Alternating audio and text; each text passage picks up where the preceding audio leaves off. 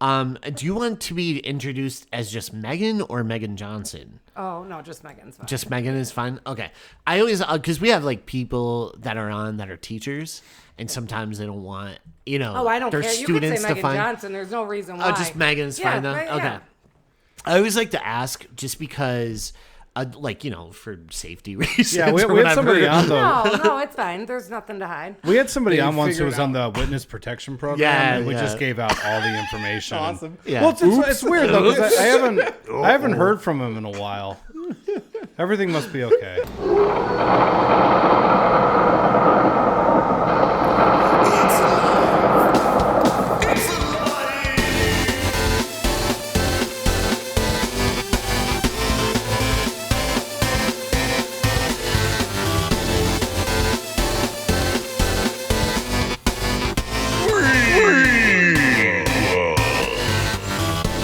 Hello, you beautiful freaks, and welcome to a brand new episode of Freakles. I'm your host, EJ Leeson, and with me today is that beautiful guy everyone likes to call Rory. How are you, sir? Everyone does like to call me that. Yeah, why is that? I don't know. How are you? I'm great. How about yourself? What's new? I'm great. I'm just exhausted. Really? Why? Yeah. What's going on? I just do coke all night. Oh, And I don't sleep. all right. Yeah, I have a tendency to punch lots of holes into my wall looking for some kind of mysterious pattern that never forms. Uh-huh. It's a whole thing. I don't feel like I should have to get into it. Yeah, I mean, you don't have to right now, but if you want to. I've got this whole thing going on TikTok, though. Do you want to talk about it? Well, I mean, sure. If you Go ahead. If you look at my handle, Yeah. is that what you do on TikTok? Do you have a handle? Yeah, they have handles. Okay, it's called Cokey McRory. Okay. At about 3 o'clock in the morning, I start punching holes in the wall. It's pretty great. It's like Spencer and Freddy's Dead. Oh, right, just right. kinda like- When he's just like, Yeah. yeah. Yeah, Oh, but of yeah, course. seriously, it's a real problem in my life, but it will be entertaining for you at home who are watching. And one more time, what is the handle again? Cokey McRory. Okay, great. I think that's what I said the first time. Very, very cool. It's real. You can check it out. That's all I'm going to say. Okay. Hey, why don't we talk about some other people? Yeah. Today we have two very special guests. You know him, friend of the show, the coolest guy, and he's gentle. And you know who it is. There's a hint. There's a He's hint. gentle. Owner of Respawn Tattoo, Mr. Gentle Jay Salerno. How are you, sir? Good, man. How you doing? Great. How about yourself? Not bad. Things are great. Yeah, things are great. Life is Every amazing. time I want to say Vince Vega. I don't know why. Every time I want to do it. Vince Vega. Vince Vega. I love it. And then, of course, we have a brand new guest, first time and we've met during through Jay, but trivia. Yep. And Jacks. you always kill it in trivia at 3 Jacks. Try to. Ms. Megan, how are you? Oh, very good. How are you? I would say you're a trivia killer. Yeah, I was going to say, you guys Yeah. do really well. Look, Yeah. all we do is watch horror movies, digress them, make fun of each other. And we play it smart. We just go with the smart kids and we sit with the smart kids. Yes. We're not That's what I do. stupid, you know? Yeah. Call them smart. I think we're the smart ones here. We're like, Greg's coming tonight, right? Yeah. Greg, friend of the show, Greg Caldwell, Yeah. he's got like some kind of encyclopedic something. Brain Yeah. of, He's so good yeah. at trivia. Like, there's just like the smallest details. Just like, oh yeah, I know that. And you're like, why do you know? You know a man is good at trivia when he shows up with his own pen. That? He does. Yeah. He knows. He knows. Yeah. He's ready. He's like, ready. I got it. Absolutely. We're covered. I love. We're gonna I get love. that point. He's awesome, man. I love whenever whenever I'm on a team with him because I just kind of put my feet up and take a nap. Right? And then I wake up and I'm like, we won. We won. Give me the award. Yeah. Actually, if there's one medal, I think I should get it because I got here Maybe it first. should be me. Yeah, why not?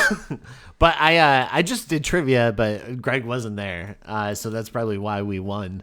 But me and Matt Rinaldi did Teenage Mutant Ninja. Yeah, Turtles you guys trivia. crushed it. Yeah, we got number 1. Awesome. I figured. Yeah, at Mutant Brewery. Cowabunga.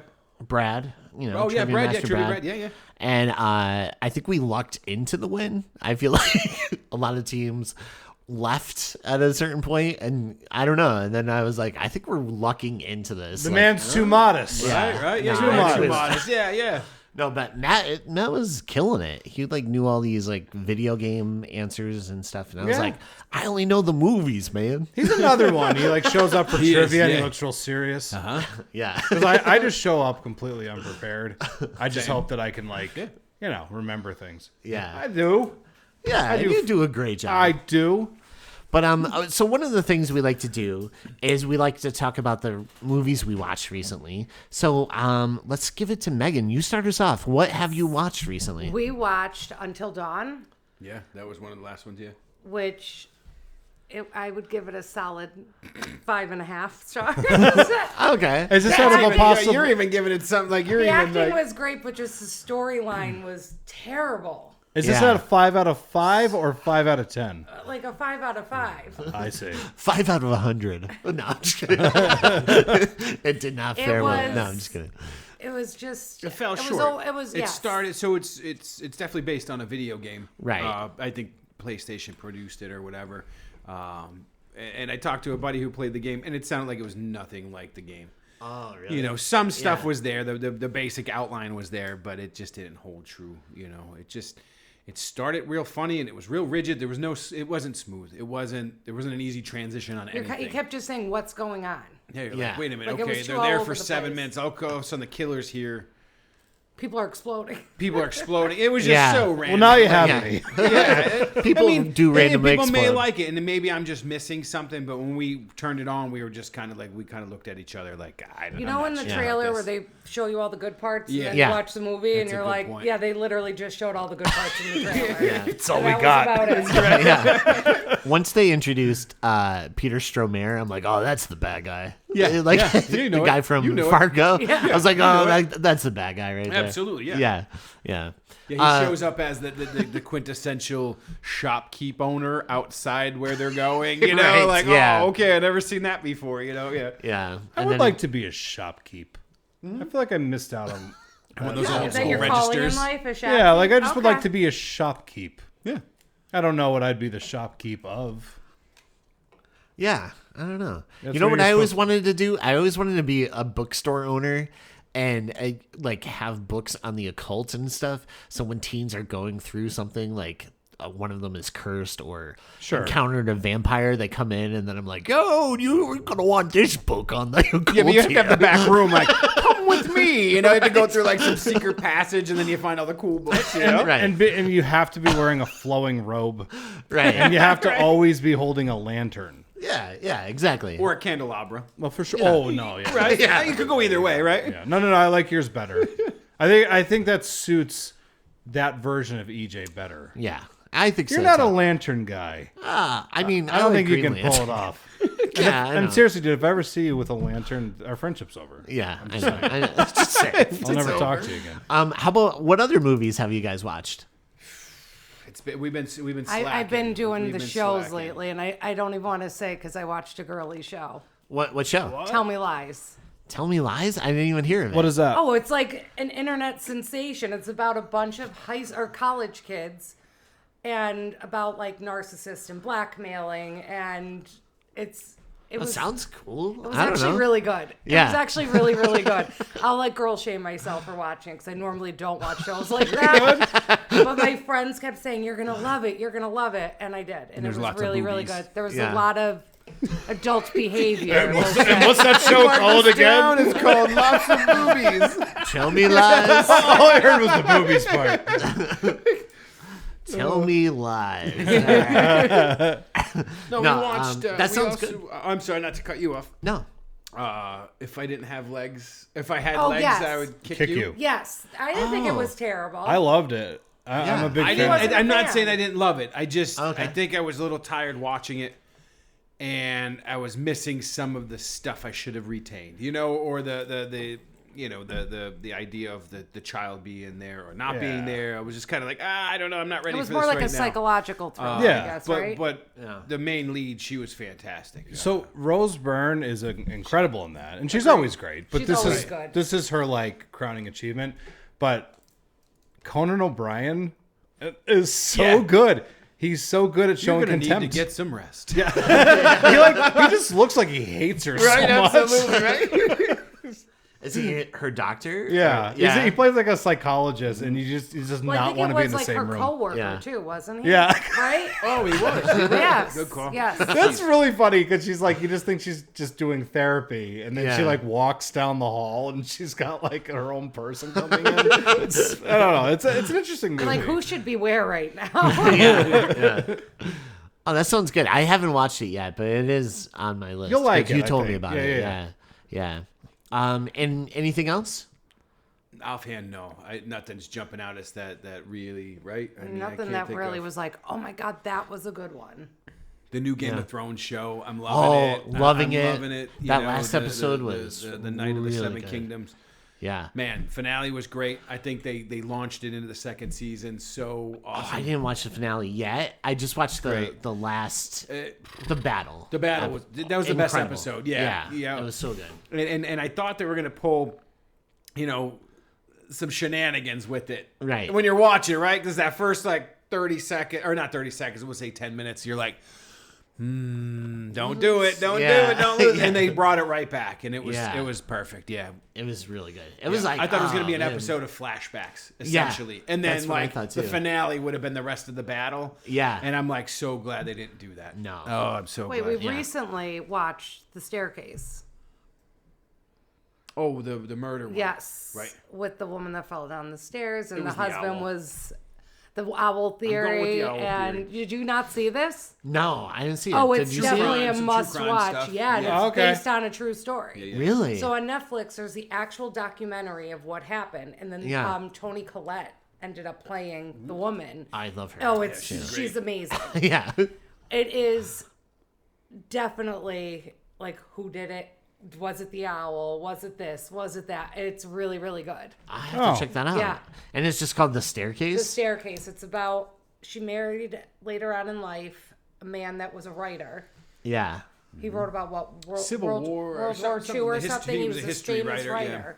And this was the second woman that he found at the bottom of a staircase. Oh, That wow. Okay.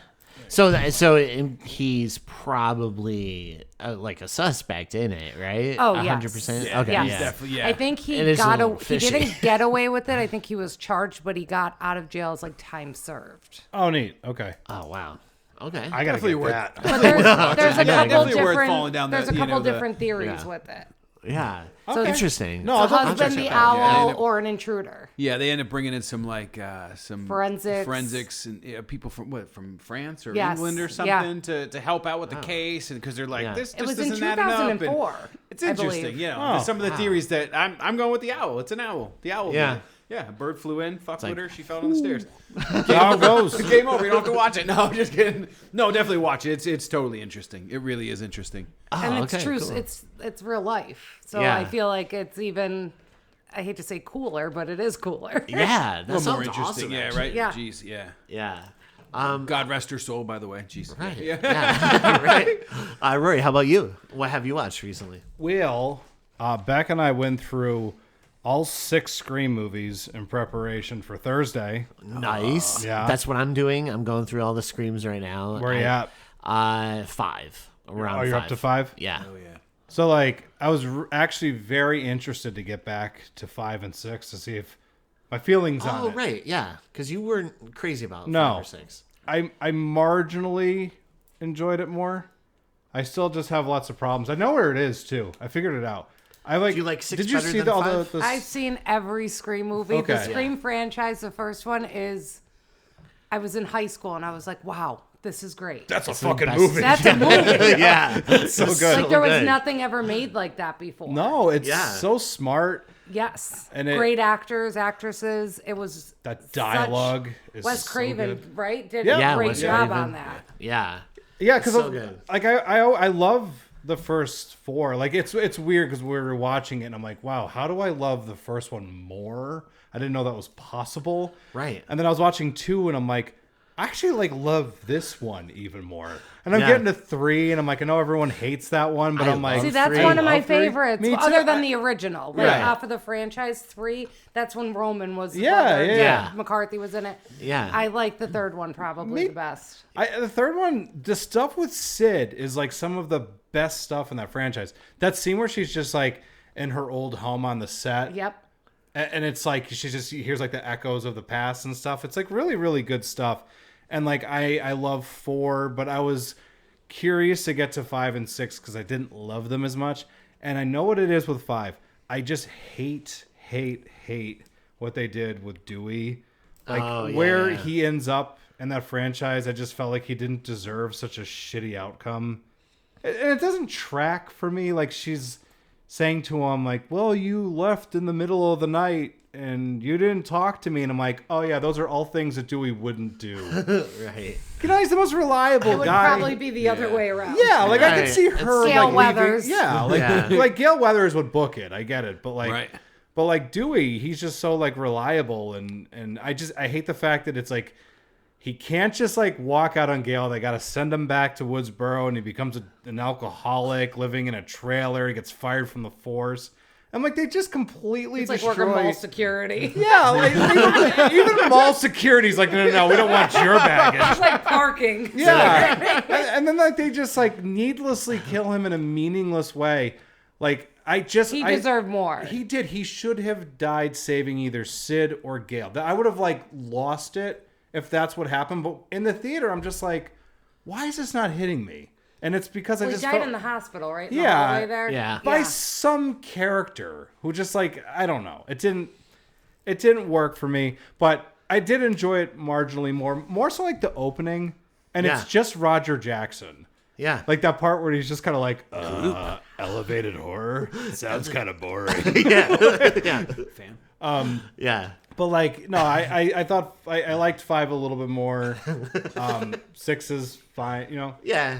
I like 5 more than 6. What where are you on that? 5 or 6? So like, I like 6 a lot until I don't. Yeah. So like, I think consistent, I would say 6 just because they didn't really like ruin anybody's character in that. Okay. Because like I'm telling you, like I don't care about stuff like this in that way. But I'm Yeah. just like, man, I went through so many movies with Dewey, and just for him to just die so in such a lousy manner. I love Yeah. in 6 that fucking scene with Gail in her apartment. Oh, yeah. that is so good. That's really good. She's like, I love the opening of 6. I think the opening of 6 is like one Strong. of the best openings. with Top 3. Samara Weaving. Yeah. We were just talking about. Yeah. Yep.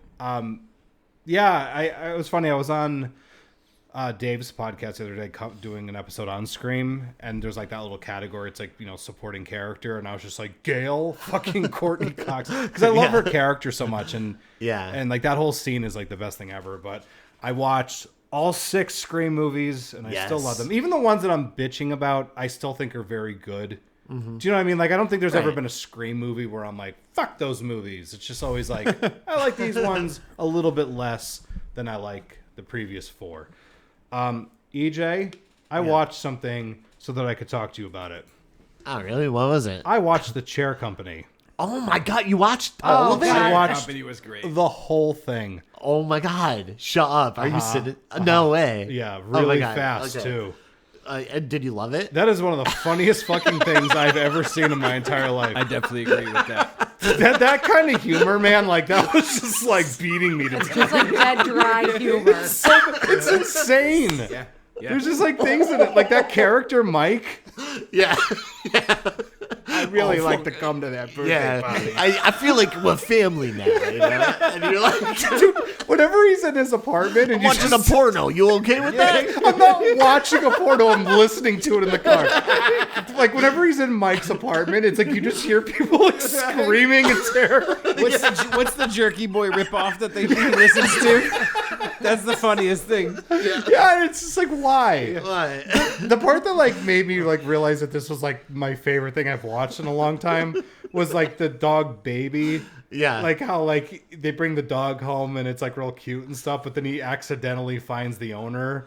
And so he's like, oh, I want to get a picture of me, like, having saved your dog and put it on, like, Facebook. And then, like, all the comments underneath it are just kind of like, oh, man, like, that dog has to go back home and get screamed at all night again. It's like, oh, I literally opened the gate for that dog so it could get away. I'm gonna have to finish it. Oh, my finish it? Oh, we it's started good. it, and then Oh my God. It's just insane. It's just like the most bizarre humor. But it's just like I would just feel like losing it at certain points and just, I don't know. And then like you sent me those skits last night. Yeah. And that's all I did today was I was watching him. Yeah. I Oh, don't like know. the show? Like, I think you Just should like, leave? yeah, like just random. Oh, random sketches. Yeah. Do you guys ever watch that? I think you should leave. His sketch show. No. Oh, my God. We just watched the movie that he was in with. Oh, Friendship, right? Friendship is crazy. Yeah, it's That's really a good. crazy. I wanna We watch didn't just it now. watch it. We watched it a little bit ago, but like, Yeah. man, that's a wild movie. That really is. I want to watch it in the worst way But when because of having watched The Chair Company. Yeah. Well, and it parallels because he's the same character. Yeah. Like I feel like he's almost not the same character, but He just. I don't he- want to typecast the guy. But like you Yeah. look at him, it's just like He's it's got that a guy. thing, Like, yeah. he does have a thing for sure. Yeah. I was watching one of the skits. Well, I watched like a good 20 of them. Yeah. But did you see that one where they're like in court? Oh, yeah, and he has the hat. Yeah. And It's like she's like reading back what he said. It's just like I hate his hat. And the hat sucks. It's the worst hat I've ever seen. And he's just in there, like, sitting as, like, a peer. Not even, like, in the jury or anything. He's just in the courtroom. And it's, like, for one of his fellow employees, right? And he's just there to support. And then, the witness is like, oh, I hate the hat. It's, like, the worst hat I've ever seen. she's like literally reading back. Yeah, like reading back like their text messages, just shit talking this poor guy. It's like he's got like dice in his pocket. I just feel sorry for himself. I love the part when he's just like in the boardroom who and has it's dice just in their pocket? She made fun of me for that. She goes, "Ha, dice in your pocket, D&D guy." I was like, "Oh." It's like, do you roll that to make your day good? but That's so good. yeah, I've been on a rabbit hole, so thank you for that. Did you like Coffin Flop? Oh my God. Wasn't it amazing? Did was you- in tears when I watched When that. when you watch something like that, are you just immediately like Rory's gonna lose his shit when he sees that? Yes. It hurt me. I was like down watching it, and like like when you laugh so hard that like it's like not comfortable anymore. Yeah. You're just like, oh God, I can't stop laughing, and I just want to die. Yeah. Yeah, it was wonderful. I started watching The Sopranos. I've never seen it Oh, before. really? Yeah, which is weird because it's like I started watching it and I'm like, this seems like the show that I should have watched when it came out because it's very much like the kind of stuff I like. It's Yeah. like if you took. Did you ever watch it? no, It's like if you took like. I never watched What? it. Did you ever watch Entourage? No. I love That's Entourage. amazing It's not a too. I up until like the last 2 years, I didn't really watch television outside of Dexter. Dexter's amazing. Yes, it Did is. you watch New Blood? Of course. I didn't. I've watched every it's really single good. thing. I've read all the Dexter books. I loved Dexter Yeah. when it was on. Yeah. Michael C. Hall is one of my favorite Yes. actors ever. But Sopranos I just started watching. I'm 2 episodes in, and it's very much the kind of stuff that I love. It's almost like if you took The Godfather and Goodfellas and just a lot of those really good mob movies and just Yeah. smash them together. But a little bit more. You know what I mean? Yeah. It's definitely its own thing. Definitely more Goodfellas than Godfather. But awesome. Actually, Martin Scorsese's in a scene. Is he really? Yeah, he's going into a club, and this guy, he's passing these 2 guys that are in the mob. They're like, "Hey, Marty, Cundon, I liked it." And you're like, I'm into the show. I'm Yeah, in. I've also seen that movie. Last thing I'm gonna mention. Over the weekend, with local heartthrob Brent Wilson, Yes. Oh, right. I went and saw the movie Psycho Killer. Ooh. It just came out on Friday. Okay, Cassay? Yes, it came out on Rotten Tomatoes, debuted with a whopping 0%, which you don't see that often. Okay. Wow. Sometimes you'll see a good 2%, Yeah. 0%, and it is not deserved to give it a 0%. That's absurd. Right, absolutely. There's some stuff in it where you're like, well, that was competent. This is the problem with the movie, though. It strikes me as a film that was like written by like two dumb teenagers who didn't have like a lot of friends and probably smelled really bad. And they're like, I'm going to make the... I'm talking about you. Dude, I know. I know. I'm right here. I'm looking right at you. No, but it's like, it has like that thing like teenage boy sitting in a room where it's like the killer's gonna have like this fucking mask like he's in Slipknot and he worships Satan and he listens to heavy metal music, he drives around, fucking shoots cops. Like it's so juvenile. Yeah. Oh, you know how before the show I said I have a script to show you? Yeah, I Never know. mind. You know what, man? I wish I like looked over at you and I'm saying this and there's like a tear rolling down your face. Never mind. Yeah, it's like a movie, man. I would say give it a watch. I recommend it. You know, I actually take that back. I recommend it to no one. Like, just watch it when it's free on streaming. Yeah. Like I said to Brent, I'm like, it's literally like a great way to kill time if you just need your brain to shut off. Like you want to watch something to feel like you're actually living your life, you can pop it on and it'll just be like this steady something. Right. You won't think, you won't care, but you'll be mildly entertained. It's junk, but like not 0% junk. Okay. I think that's a little absurd. Okay. I've Yeah. seen movies that deserve a 0%, 0%. and that one, it's flirting, yeah. but it is very juvenile. Hey, check this out. All that stuff I said, by the way, that is actually elements in the movie. Fantastic. Yeah, it's just kind of like, it's something. What'd you Okay. watch? Oh, well, I watched all the Screams. 4 out of the 6 so far. And then I also, because I was working so much this week, I really haven't had a lot of chances to get to the theater. But I did go the one day and I saw Wuthering Heights. How was that? I loved it. I thought it was so good. The lead characters are unlikable. But visually, the movie is outstanding. Like the aesthetics, are like 10 out of 10. Emerald Fennell, is that her name? Yeah, I love her other movies. dude, the set design in this movie, it's like 10 out of 10. The music is incredible. The performances, it's definitely I don't know. Like I could see some Oscar buzz for it, but it came out so early that I might be forgotten about. But I don't know. I'm not sure. The costuming and everything. It's just like visually a very pleasing movie. Like you could watch it without the sound and still be like, wow, what a great movie. The trailer, Like, it's really good. The trailer definitely looks that way. There's some like Yeah. really beautiful imagery in it. How'd you like watching the Scream movies? You I just brushed right past that. oh man, I love Wuthering Screams. Heights, curveball. Yeah, Like, I don't want to talk about Scream. I just want to talk about Wuthering Heights right now. We're talking about Barbie. I have to ask, did you cry? Because all my friends that went and saw it said that they cried. What, for Wuthering Yes. Heights? No, but I'm also a sociopath and I don't feel anything.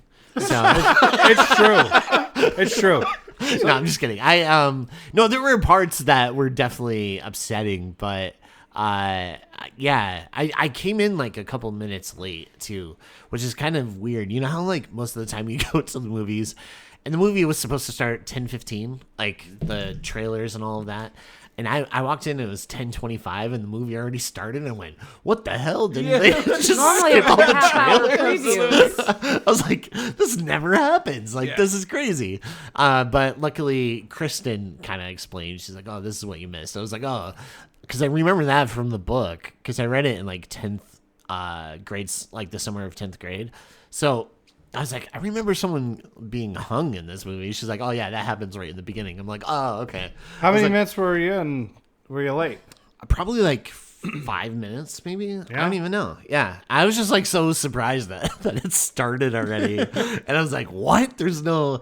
Normally it takes like half an hour. Oh, that would 15. never happen with us. He wants to be 45 minutes early Gotta for be the there movie. for the Pick your seat. You got Yes, your sir. snacks. You have You your gotta meal get see before the the movie previews, starts. right? Everything. Right. The trailers. That's what I love that stuff. Yeah, I'm the same way. So I'd be thrown off too because going with Greg, friend of the show, Right. all the time in the movies, he's like, "Oh, we're good. We have the pre, And he's usually right. So yeah, that would have threw me off. Too, absolutely. Like totally. And I was like, oh, it's probably only the pre-show. It's not even to the trailers yet. And then I was like, what the hell? You know what, dude? I swear to God, like it really is like 40 minutes of trailers and commercials anymore. Absolutely. But then, like, to teach you a lesson, it's just like Teach you a lesson beyond time. 5 minutes of trailers.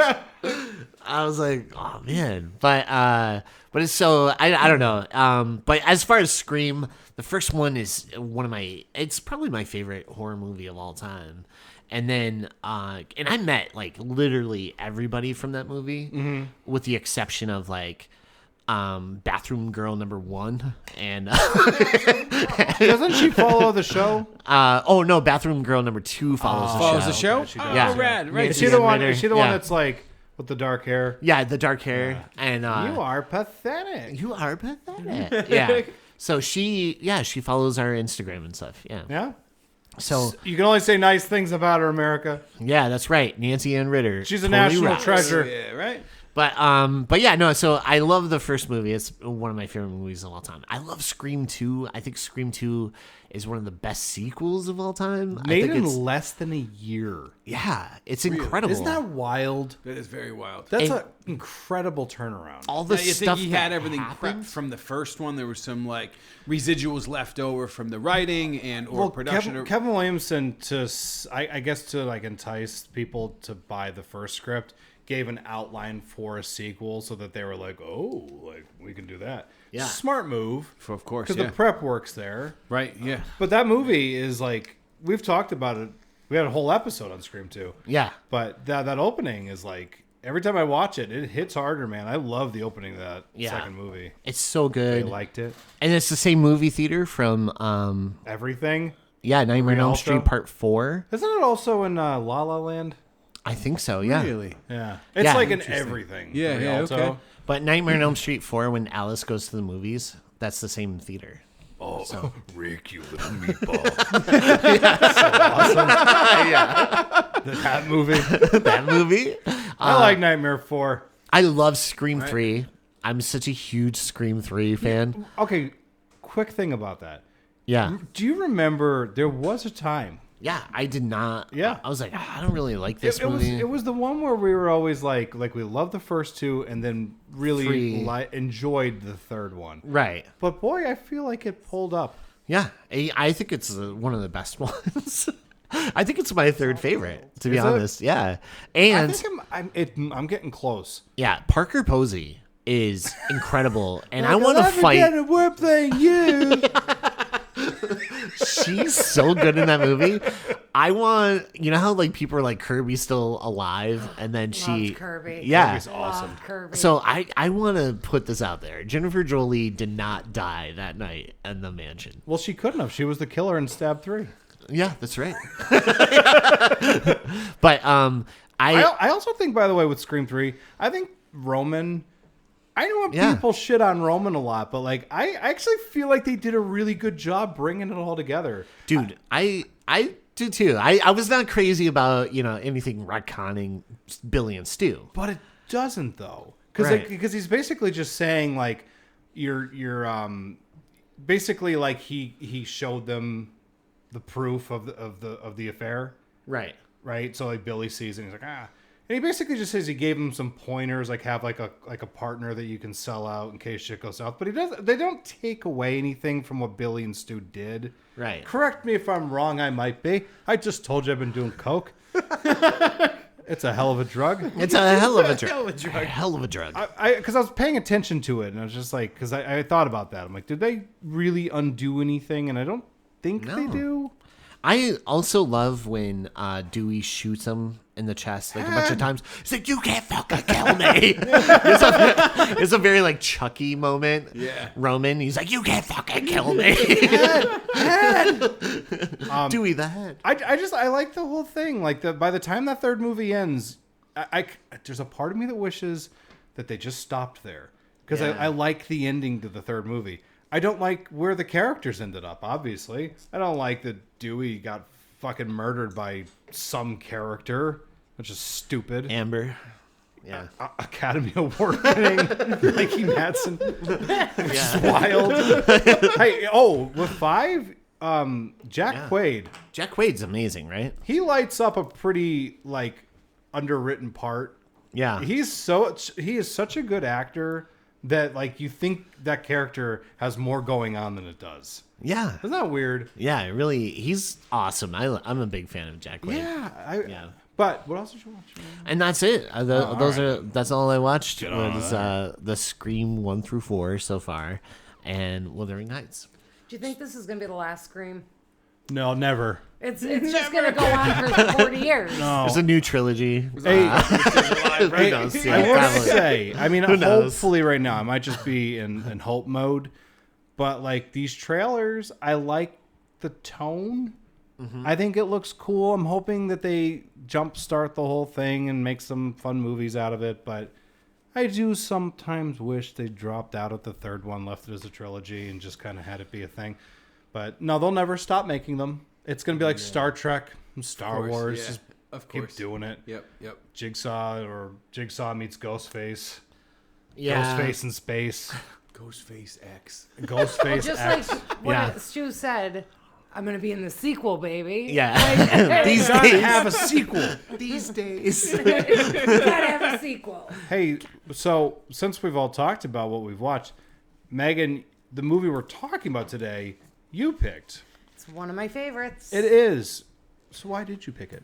So it does come with a little story. I want to hear it. My aunt lived in Manhattan back in the late mid-90s. She was pregnant with my cousin Brennan, and they used to come home every Saturday, Sunday. It was like the New York thing. They come to Scranton. Yeah. She's like, oh my God, did you ever see the movie Rosemary's Baby?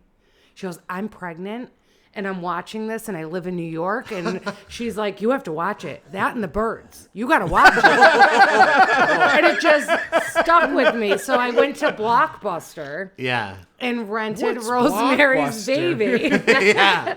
I walked there, had my bag and bought my popcorn and my candy, and went home, put it in the VCR. Yeah. R.I.P. And I was Blockbuster. hooked. R.I.P. All right. I was hooked. I was like, Yeah. okay, this is amazing. Now, my first horror movie was The Exorcist. What a great wonderful way to start. way, yeah. Yes. But this, I mean, it just Wait, stuck there's with me. there's a rhythm here to this though. Should I be scared? Me? Yeah, you got the devil, a lot of the devil. You're like, dude, they're my favorite movies. Wait, then Hey, to I just even put this Tannis root in your tea. then to even get crazier, when I was going through my divorce, Yeah. I hired a family friend that was a lawyer that just so happened to have a Commonwealth marriage with Jason Miller. Oh, and interesting. she was Oh. very close friends with my uncle, and we've known her forever. We've met Jason Miller. My mom was down at Bricks with him back in the day, and he Oh, wow. signed a Jason- cocktail napkin for us because we were awesome. exorcist freaks, me and my brother. Yeah. He's got a lot of ties to Dunmore. So Yes. Jason Miller. So there was always a high school football game down at Monroe Park, a touch football game. Yeah. Jason Miller would always come and play with everybody. That's crazy. Yeah, it's That's wild. amazing. Yeah, it's That's wild. so And cool. which had to be part of him being with her being a Dunmorian. Possibly. I'm making these connections now as we're Yeah. talking, you know. But Yeah. Yeah, he Possibly. would show up and we'd play flag football. Well, he or lived touch in football. downtown Scranton, Right. above right by Rite Aid down there on the corner in the apartments upstairs. And my parents said they would go to Bricks a lot back in the day, and they said what a pleasant guy he was. Right. And yeah, it was just surreal. I always say too. Okay, like I love the Office murals. I Right. love all the great resurgence of art downtown. Jay, I'm with you right now. Give me Yes. a Jason Miller mural. Yeah, Yeah. we have a Yeah. statue. I get it. There's a documentary. I get it. Right. Give me a mural. Yeah. Come on. We need a mural. Right, we need a mural. Yeah, How do we come pull on. for this? Well, you're gonna Everyone have out to- there, we're gonna have let's to- start this petition. Yeah. We're gonna have to reach out to what is it, the Mosaic Project Yeah, in Mosaic Dunmore. Project. Liz Yeah. does Maybe we can make this yeah. happen. Yeah.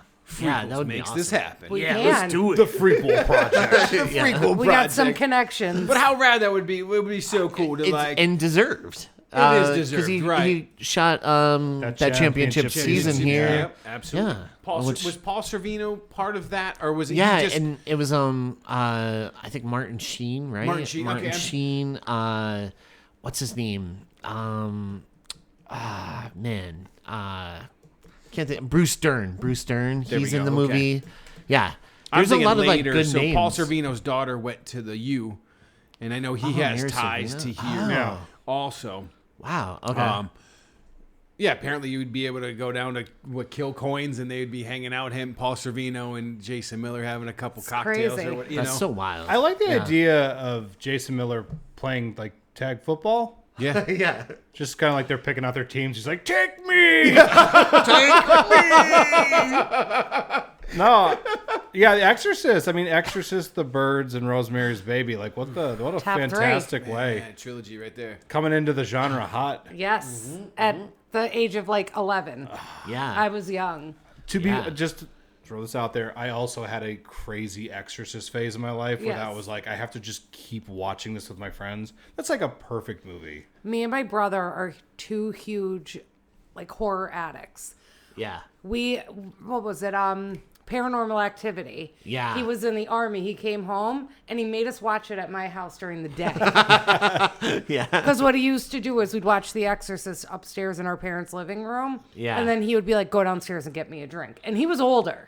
I knew what he was doing. And then I'd go downstairs because I wasn't scared, and then he'd shut off all the lights and start banging stuff and like try to scare me. And Yeah. There's something about having typical older brother Yeah. stuff, right? I love that. There's Yeah. something about tormenting your sister. Because I used to do it Yes. to my sister Caitlin all the time. I remember like we watched, I think it was a Texas Chainsaw Massacre, and I hid somewhere, and it was actually a scream mask, which is funny. And I jumped out and scared her, and she just could not control herself. She kicked me in the chest. I went down like a bitch. I'd like to tell you this story ended a lot more heroically than 300 style, like bam. Yeah, like But I she could literally. I can see Caitlin doing that to you. Yeah, Caitlin's got a real JWoww vibe. Yeah. You know what I She's like, mean? I'm taking the Yeah. jersey out right now. Yeah. In so all good. seriousness, she does remind me a little bit of her. But yeah, that's awesome. Yeah. Rosemary's Baby. It was funny. Beck and I we were talking about this style of horror, which weirdly enough, you and I were talking about too during the Ready or Not. The whole, we're not just gonna lay our cards out on the table with what this is. Yes. There's a discovery thing, and I love horror like that. It's Absolutely, so cool. 100%. Even from this movie, it's such a smart choice. It's always from like Rosemary's perspective, so like you don't know any more than she does.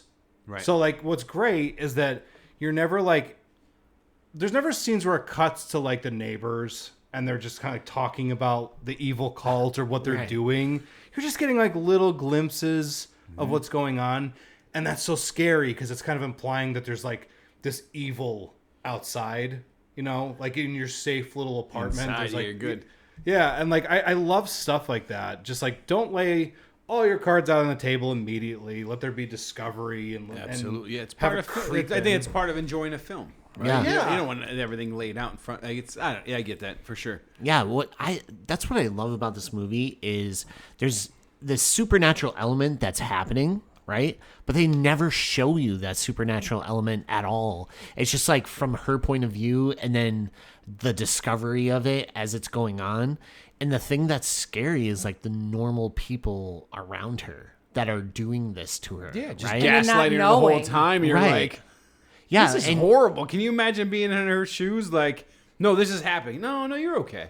yeah. No, you're okay. You're good. You're good. No, keep going. You know, like, yo, drink this here. You know, Yeah. you're like, whoa, no. So the scary stuff is like the normal people who are doing this to her. Yeah. And then like there's the commentary of how people treated women back in the day. It's like, oh, we know what's best for you. Here's this. And Don't here's- read books. Yeah, like You know, don't read don't books. read- don't read like, mag- don't listen to your friends. You know, like You don't need a second opinion from a doctor. Right, it's like controlling women and like it's really weird. You had at that point when we were watching it about that, I believe. There's a moment in it where you're just kind of like, oh, like I get what you're doing here. This is ugly. It's when she's reading the book and then her husband takes it from her and puts it on the top bookshelf. shelf where Like she she's couldn't like- get to it. Like yeah. she's like she's a child. But I feel Right. like that was how husbands, wives were back in the day. Like a child, right? Yeah. Yeah. Oh, you can't reach this. Right. It's really, it's No, yeah, it's it's like- really Yep. like layered throughout this entire film. It's just like so much you can discuss. Like this, because this could literally turn into like, and it won't, but it could turn into like an 8-hour podcast, Right. Because there's so much you can dissect with it. But, But even look, Yeah. she had like a house coat. Like that's like 50s, 60s. Like Yeah. it was very, the way the dynamic of a husband-wife relationship was completely different back then. Yeah. Like the power dynamic Yes, of like, like oh, the in husband. our house, I'm the head of household. I was just gonna say you should probably take some notes. You know what I mean? I'm the head of the household. I'm the head of household here, all right? there's actually, interestingly, with with what we were just talking about with the bookshelf and the different like power dynamics, when he does take the book from her and puts it on the top shelf, did you see what he puts it on top of? No, No. I missed that. There's 2 books, and they're books about men and women's like sexual behavior, essentially. Oh, wow. Yeah, it's really interesting It stuff. is interesting stuff. But right? no, dude, I love this movie, so I'm glad we're talking about this movie. Yeah. When did you first watch it?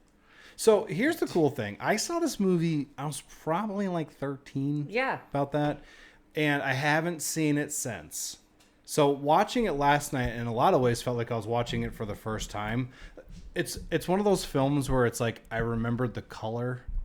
Like it's just like there's a color vibe to this movie. Totally is. It almost like brings you to a place when Yeah. you're watching it. Like Yeah. I don't know, when I watch it, it brings me to like my grandparents' house. And you could smell sure. it. You Yeah. can smell it. It's weird, right? Yeah, yeah. Think about it. Yeah. Like when you mentioned your grandmother's house, Yeah. you know, you're like old. Like it just smelled old. Not like Yeah. in a creepy way, but just in a vintage way. Right. Yeah. I could definitely sense that. It's weird watching it because I watched it probably like 16 or 17, maybe. And then years later, I went to the Dakota where they actually filmed it. But I, love the Beatles and John I was gonna say Lennon that's and where stuff. John I was Lennon just was gonna killed. say, Yeah. yes, that's where John And Lennon so- was later killed. Watching it, and I forgot the scene with Terry, right? Like how she dies. But that would have been right in the same kind of like bridged area. How fucked up is that? It's so weird. So watching this, it felt very eerie this time. Like that scene, like first time watching it, I'm like, oh, Yeah. cool. But then like this time around, I'm like, oh, it's really. There's other things yeah. too with it that is like unsettling because like obviously the Manson murders was like very shortly after that, like Roman Polanski's girlfriend. Yeah, Sharon Tate. Sharon Tate. Sharon Tate. Yeah, Sharon Tate's the wife, Yeah. right? So like Sharon Tate was killed by a cult of sorts, and it's just weird, like the fucked up parallels. You know what I mean? Sure, absolutely. Yeah, it's really, really wild. But yeah, I probably. How about you, Jay? When did you watch this? The first time I watched it, Last night. no, I'm only joking. I didn't actually finish it. I was today years old. I'm watching it on my iPad right now. I don't want to date myself right now, but The year was 1969. I was there for opening night. I was probably 30 years ago. Yeah, Yeah. probably 30 years ago.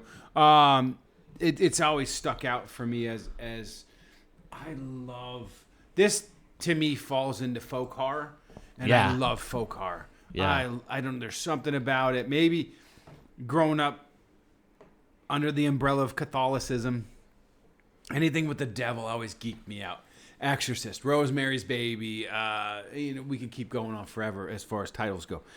The Exorcist Omen. of Emily The Rose. Omen. Oh, Yeah, that movie Yeah. rocks. I love that I did it for movie. It's such a good man. movie. It is. I think it's that controlling thing, and I Underrated, think, but it's good. not to get weird or not to shit on anyone's thing or whatever, but maybe being raised Roman Catholic makes it more creepier, Dude, because I we're agree. force But fed it was- these ideas of this is what'll happen, But like it's creepy or scary in the sense that there is no boo scare you. It's Yeah. It's it's Satan. the underground. It's the underlying control Yes. of things, right? Whether it be religion or your partner Yeah. or because the there's like apartment building you live or moving into or whatever. The doctor. The doctor, yeah. And these are professionals we look up to, and then we start thinking, wait a minute, they're not helping us; they're controlling us. Which is interesting because she's being controlled by all the people in the film, and then it's like the devil's controlling all the people controlling her. So it's like it's just a feeling of like powerlessness when you're watching it. Absolutely, That's what's so scary about it. Because you don't know, she doesn't understand the hierarchy yet. Yeah, She just knows that there's a ringleader, but how vast is it? And she's pregnant, and people think that she's just losing her mind, that this is all because of pregnancy symptoms, and this really isn't going on in life. What do they call Postpartum. that? Postpartum, that's it. Yeah. I think you were onto something before too about stuff like this being more can be a little bit more frightening being raised, say, like Catholic, because that's what I was, when I was a child. Yeah. And you were told things like, if you lie, you're gonna burn in hell. And I'm like, you're gonna burn in hell for lying? Are you kidding me? Right, absolutely. For all eternity? Yeah. I'm going to do it all the time. On the lake of fire? Right. I've got thoughts that are fucked up, and I'm gonna go to hell for that. But like, it was scary. That was my biggest fear when I was a kid. Like, I thought I was gonna cross some line, and I was gonna die and get shot down and be ripped apart by monsters for all eternity. Pinhead. Yeah, right, kinda. exactly. Yeah, absolutely. But Yeah. that was always the stuff that affected me. I do have a thing still to this day when I watch stuff that has to do with like the devil or demons or like 100%. like an unending punishment Sure. in the afterlife. Like it still gets under my skin a little bit. There's a shot, I think it was a Talk to Me.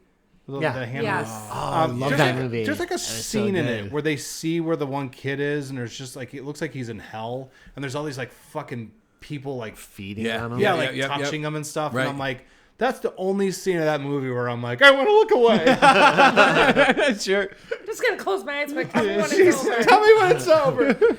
No, but it's I do love films of this era where they just, because The Omen does it too. Like they just let it all just. Sure. Now, do you think? Now, this is all right. So this is a little deep. This is not a deep dive, but like, well, maybe a little bit of a stretch.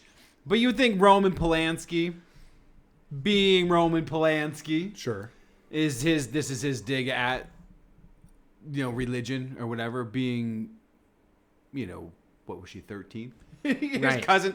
Oh, You see sure. what I'm saying? Like, was he raised Roman Catholic and he made this for that, to say, you know what I mean? Like, not He saying what he definitely- did was right or yeah. wrong, but like he wanted to live his own life and not under control. Like, so maybe he made this to, as far as like, To make a a point stand, or yeah. I mean, he- statement of religion being a control with whatever religion it may be. There's a don't know if that sounds declarative. stupid or not, No. I think you're onto something. There's a declarative statement in the film. Just it says God is dead. On the Time Life Yeah. magazine. Yeah. And it's just kind of like, whatever, like we're starting into like a year of wickedness, year one is what they talk about. Well, yeah, It's like the I think- devil's time is now upon us type of thing. Yeah, I in the 60s there was that movement too, right? Mm-hmm. Where a lot of like rebelling against Religion religions the establishment. But it was and religion, establishment music, and stuff. it was Yeah. everything. And so it was like an age of rebellion, right? And then, of course, it goes into the age of free love, like maybe late 60s. But then, of course, Manson kills that, right? Right, yeah, so, but like, absolutely. you have this moment in the 60s where there was this turning point, especially for women. We're being more independent at that age and time. And so I feel like this movie also is touching on that. And I think the founder of Satanism also, Anton LaVey, kind of like made it. 1966 was like the starting point of Satanism or something. And opened the church at that point, maybe. But like, it's that really, was in San Francisco, wasn't it? I think so. I think there's one of those ghost shows like that. Yeah. Like ghost hunters, like they're at his house. It's amazing. Not to sidetrack. Yeah, no, but I think a lot of the themes in this movie are about how God is dead, right? we're starting over into like wickedness. Yeah. Well, they said this movie paved the way for like The Exorcist and everything else for that sure. was Satanism moving forward, this was the first movie that brought all this out. Sure. I do have a question. If we have any people at home who worship Satan, if you could reach out to us at frequelpodcast@gmail.com, I'd like to know. So, Dr. Satan. somewhere in your mind, I'm going to commit myself to something that when I die, I'm going to be tortured and set on fire, and demons are going to eat my flesh, and you're real pro Satan. I'd like to just know why. Why? I'm just very... All right, Were so those dirty thoughts when you were younger all worth it? Yeah. What's the appeal? What? Yeah, what if you, what was the moment where you said, you know what, that's my thing? Is there a Groupon? Is there Is it in the Clipper magazine? Yeah. At first, I just liked getting to know other guys wearing cloaks, but it Right. expanded. I'm real into the whole being torched. Tortured, ripped apart. What's appealing? What's good about that? I guess in the 80s, there were all the cool bands. Oh man, the Satanic Panic is one of my favorite things ever. Well, being a D&D player, Right. A new D&D player. I'm not seasoned from the 80s, but Right. I remember. Because you were man, too old then, right? I remember I have an aunt, and she's religious. She's super religious, and man, I think I had a Sabbath shirt on or a Motley Crue shirt, had a pentagram. Oh, it was bad. It was bad. Yeah. But I remember that kid down the street killed himself, and he was listening to Bark at the Moon when he did it. You hear all the What a legend. yeah, you hear all the urban legends of things, and you're like, oh my god. But then it all stems from church. It comes from what we were taught not to like or understand or Dude, when I was 9 years old, my friend's mother overheard us talking, and I was saying that I liked horror movies. She was absolutely convinced that I worshiped Satan. Right. Now, granted, I used to burn Hail Satan into my yard. I had a 666 tattooed on my head. It was my thing. I was 9. It was my thing. It was my My thing. mother was a jackal. She was a jackal. She was a jackal. I mean, it was just a different time. That's it. That's all. Different times. But hey, let's talk about this movie. Yeah. Let's get into it. One thing I did want to add. Oh no, we're done. That I really liked about Thanks this for movie. coming And it's never about showing you the horror, right? There's an easy scene where they could have shown you at the end something and they didn't. Yeah. And I think that's great because I feel like this whole movie plays into your imagination of Yeah. what, and that's so much scarier than actually I don't know if this is seeing dumb stuff, to say. right? I always call that stuff Hitchcockian. Oh, okay. Right? Yeah. Because he always does that where he makes you think about it and you fill the gaps with the horror. Right. There's something about not having something like that specifically. I think that would have broken the movie. Right. Because no matter whatever was in, I think The the, most- suspense of not knowing what yeah, it looked like. because your mind is putting something together. Because she's horrified. It's what's wrong with its eyes? And she's like, those And aren't nothing's guys' scarier eyes. than our own minds, right? Right. We Exactly. create things, our own horrors, our own Yeah. fears, our own everything. But if I saw Devil Baby, there's a part of me that's like, oh. And then they're like, Right. look at its hands and its feet. I know. Yeah. But it has a. Do they say Oh, hooves? no, they say hands and feet, I believe. I could be Okay. wrong. I thought they There's a scary element to it though, because they don't distort the baby's voice. It is a baby's Yes. cry.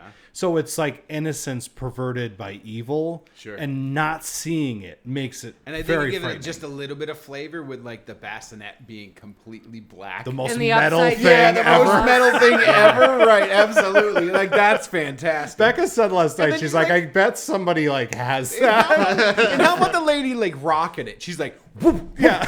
Oh, Like- God. Yeah. whoa, it's a baby And kid. she's like, he doesn't like to be rocked that hard. You're rocking it way too hard. and this neighbor, she's like ultimate warrior. Yes, when he had she the is. ropes.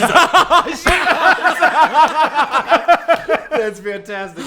She's like, do you hear a baby crying? And it's like, wah! And she's like, no, I don't. No, man.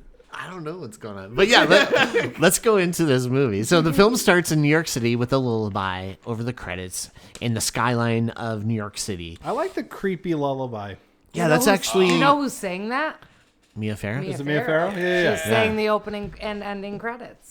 It's so good and it's so catchy. The music in this movie is incredible. But yeah, and so we see where it finally sets on the Dakota. But in this movie, it's called the Bramford, right? It's Bramford, yeah. Yeah. And The Bramford building, played by the Dakota. played by the Dakota, yes. The building could be fun. They won Best Supporting Building. So Rosemary and her actor husband, Guy, are being shown this apartment that used to belong to this older lady who was like 79.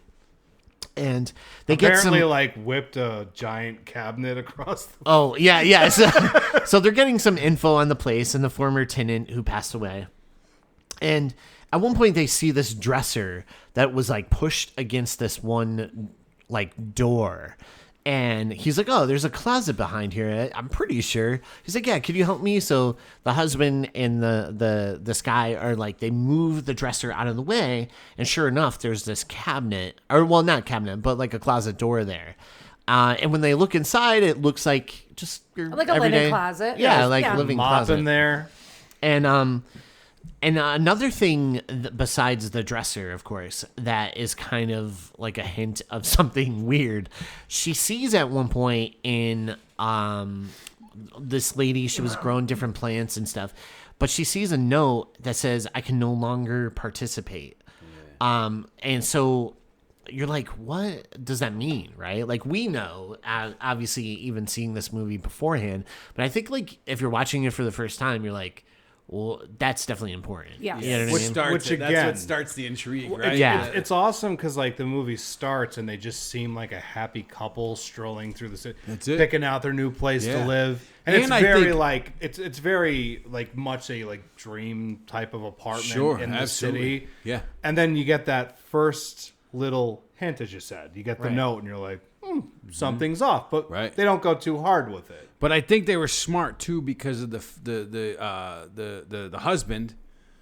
He says, "Oh, well, this one's more expensive," and we and he's like trying to talk it down, but then he gives it to her, and then as the movie goes on, you're like, "Motherfucker, like son of a bitch, like."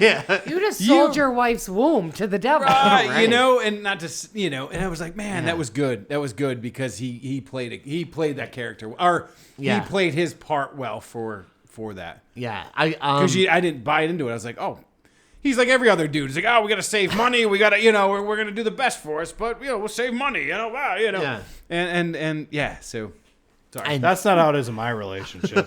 I'm always like, I gotta buy a bunch of criterions, and Becca's like, we have a wedding coming up. I'm like, I know, but I want to spend more. Excess. I got a hole burning in my pocket. But yeah, John Cassavetes, who is known mostly for directing and writing films, one of my favorite plays- filmmakers. Yeah, he plays Guy Woodhouse, the husband, in this film. Did you ever see any of his movies? Yeah, Like I, Shadows and shit like that? I saw a couple. Then his son was in The Wraith, Nick Cassavetes. The Yeah. 80s Wraith. Yeah, Awesome. he's like the lead bad guy in no Nick way. Cassavetes. Oh, And then he fantastic. went on to direct Alpha Dog. Did you ever see that? Or, boxing movie or something. no, it's no, it's Alpha something or other. yeah, Alpha Dog. It's a movie about like them kidnap. It's a true story, kidnapping this kid, and then eventually they murder him. But then he also directed The Notebook as well. Yeah. Wow. Okay. Nick Cassavetes. Much scarier movie. Much scarier film. But yeah, Love is scary. I'm always, I don't know how you guys feel, but I'm always like terrified of dementia. Do you know what I mean? Like that ending is like terrifying. yeah. So Am I the only person? So Rosemary and Guy. If you ever get a chance for John Cassavetes, did you ever watch A Woman Under the Influence? yes, yeah, that was really That good. is like one of the best I've been Criterion meaning movies. to buy that too. I haven't bought it yet, but it's I on my know what list. to get you for your birthday. So Rosemary and Guy love the apartment and go to talk to Hutch, played by Dr. Zayas. I had to put that in there because Are there any I love Simpsons Planet fans of at the this Apes. place? Names, yeah. We used to always we always laugh. A couple of my buddies like back in the day, but the Amadeus song would be like Dr. Zayas, Dr. Zayas, yes. Dr. Zayas. Oh, Dr. Zayas. Zayas, Can I play the piano anymore? Of course you can. Well, I couldn't before. I love that. One of my favorite lines in anything is the end of that, where he's like, I hate every ape I see, from chimpanzee to chimpanzee. So they talk to Hutch, who's kind of like a family friend. Especially, I think the first friend she said she made when she moved to the city. New York, yes. And he tells them about the place and having like a little bit of a weird history called Witchcraft history. Correct? yeah, where they killed someone in the lobby, and it was called the Black Bamford for a long time. Yeah. But this was all back in the early like 1900s when this happened, and he's like, from time, like there's different stories that come out about that place. Yeah, someday we're gonna clean up the chalk outlines of all the bodies. Yeah. We got to get around to it. The Woodhouse couple moves in to the new vacant apartment. Hey, I by the way, I like Rosemary, her appearance right now, because she has like pigtails and shit. Yeah, she looks longer hair Yeah. a little Yeah. bit. She has that little flipped outness to it. She just is very like Yeah, it's innocent. like the Bob style, right? Yeah. Nope, Would would be that was considered Bob? later. That's a little bit later. I'm just messing the name up of the haircut. Like shorter I'm gonna shut up. to like the ears with the little bang. They Yeah, do bangs. Yeah. They do a thing with her. I noticed, because I didn't notice it the first time I watched it, but when you first see her, she looks like very innocent, very like pure. She have her hair and like pigtails and shit. All light Yeah. white colors, dress wise. Yeah, You know what I mean? and then it's sort of like later on when she gets her hair cut super short, it's the almost pixie kind cut. of, yeah, it's She almost goes, like I a went to Vidal Sassoon. Do you not like it? yeah. She throws that around to lots of Yes. people. She's like, oh. Vidal Sassoon. But it's, that haircut's almost like an awakening or something for her. You know what I mean? Like Yeah, a Independence of sorts, Or like right? shedding, I would say. Yeah, it's awesome. So we see the couple. They're moving in, and the place is pretty vacant.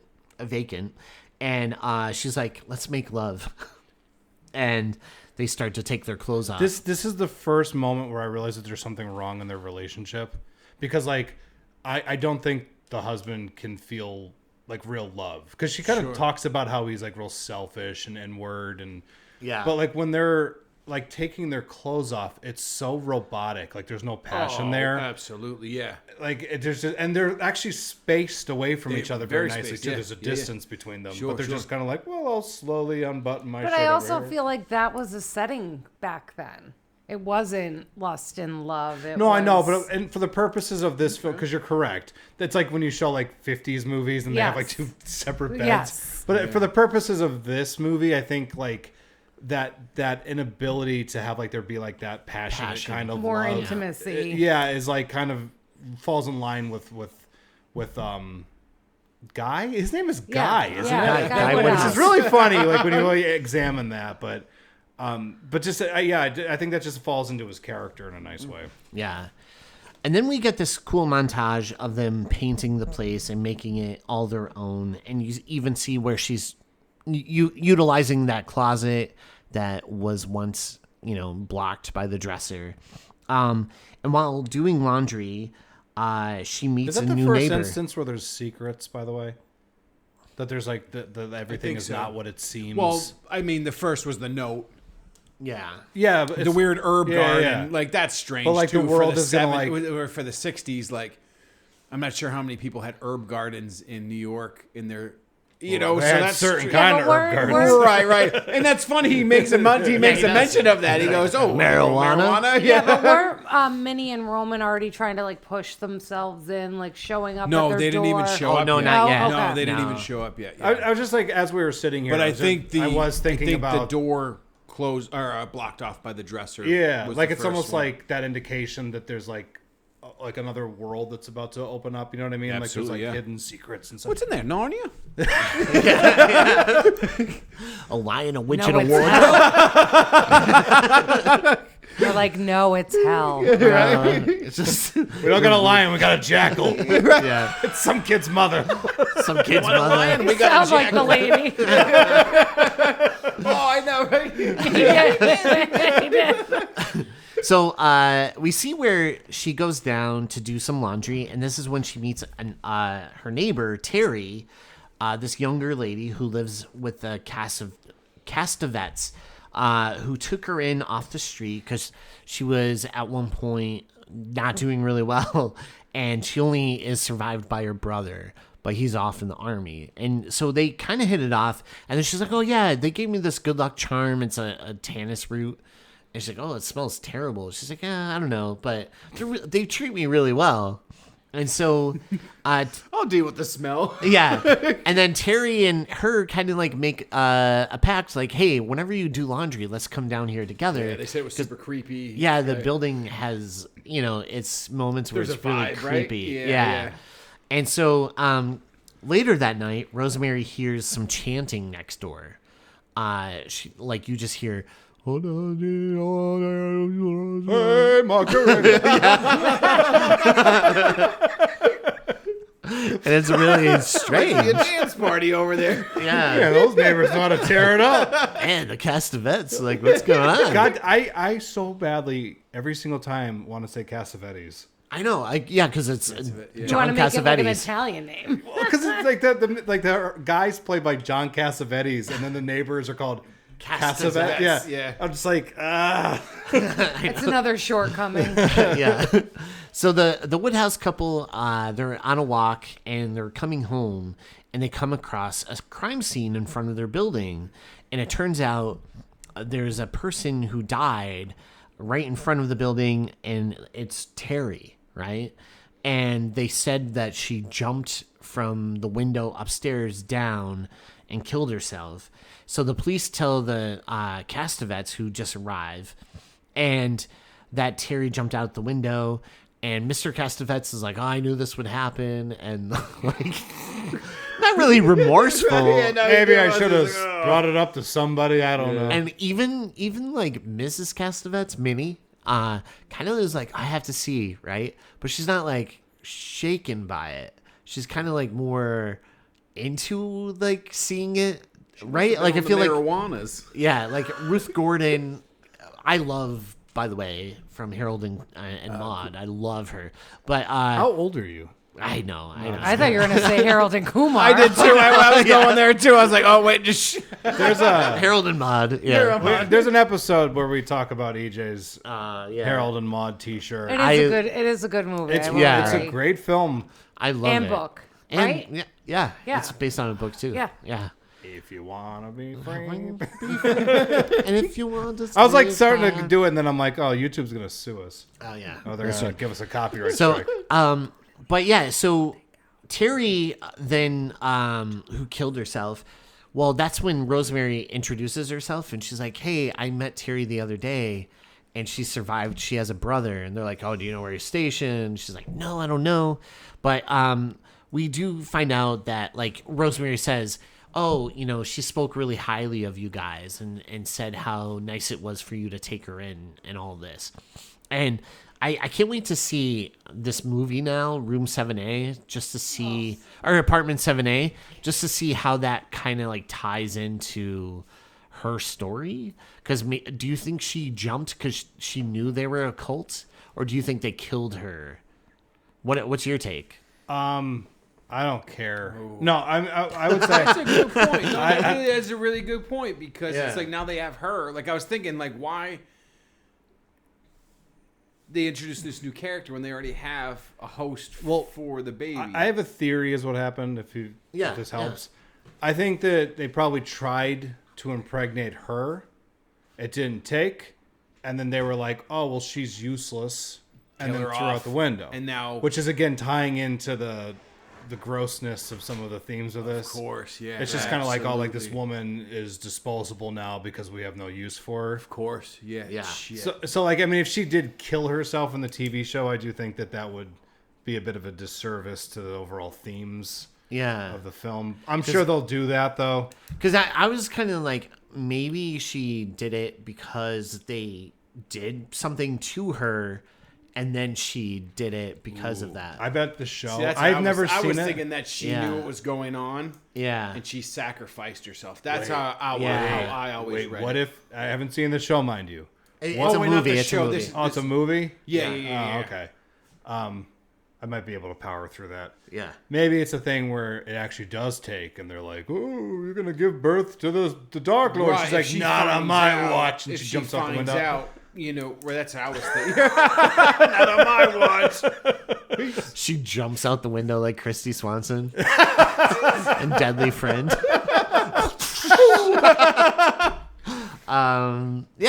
So that night, Rosemary. Cannonball. Cannonball. That night, Rosemary has a bad dream about her time with the nuns, and we kind of get this. The who? The nuns. Thank you. So I thought I took it as she was maybe an orphan, right? I originally when they show this flashback, and then later on she talks about her parents and stuff or whatever. But originally I was like, oh, she's an orphan, right? But I guess what's your take on like that flashback, like the stuff going on with like the nuns and the Monsignor and all that? What do you think, Jay? Guest Jay.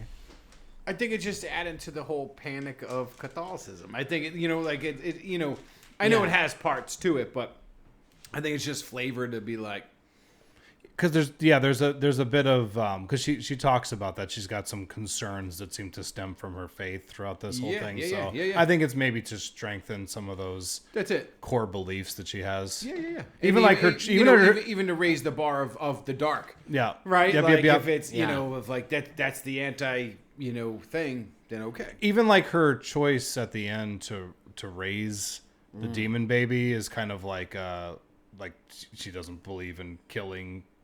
I think that her faith is very much, or maybe not even her faith. I don't know where she stands, like if she's still like a devout Catholic or anything, but those things are embedded in her for sure. Yeah, absolutely. So Mrs. Minnie Cassavetes comes over. Was And- like a great performance. Oh, Ruth Gordon so good. killing I it. kept Has laughing. this like thick New York accent that's really funny. And she comes to visit Rosemary the next day, and she loves what Rosemary did with the place. And she's like going around. She's like, "Oh, what is this? Oh my gosh, look at that!" Like, and you could tell she kind of knows her stuff about like interior design a little bit.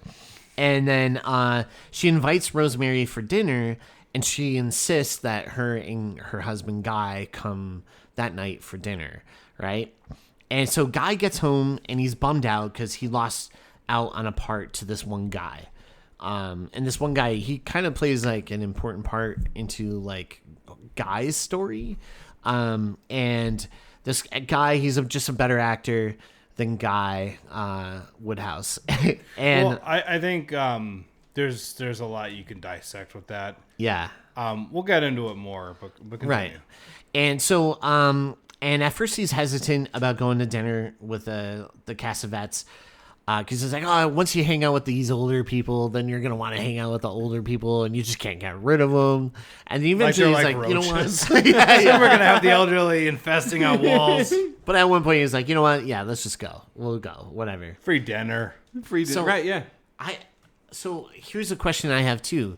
Do you think he was always in on this whole thing, or do you think this dinner is? I think this it's the moment dinner. in the dinner, right? Honestly, like I was thinking about it today, I think it is the dinner because he comes in and they're kind of setting up his like depression and desperation for like not being like picked Right. for a part. And then there's a part, not to jump ahead, but they go back into like the main room and he's sitting down on a couch talking to Roman and they seem very intent talking about something. I think that's the point. That's the That's what catalyst. I- Okay. Yeah, I all right. thought that was the catalyst there. Okay. Okay. but I Makes think sense. they were kind of setting up like, what did he give up his wife for? And it's, Of course, yeah. yeah. And yeah, because they have to dangle the carrot in front of his face. Yeah. Later, right? So that's Yeah. I agree with that. Yeah. So yeah, they go next door to the Cassavetes for dinner, and they learn that Roman Cassavetes is very well traveled. He's been all over the world, and they learn that he also isn't too crazy about organized religions. Like he makes it very apparent, like during the dinner, like to find out where they actually stand on religion, which I thought was interesting because it plays into like the bigger picture. Like, Oh, you polluted. can we pull them in? Yeah. And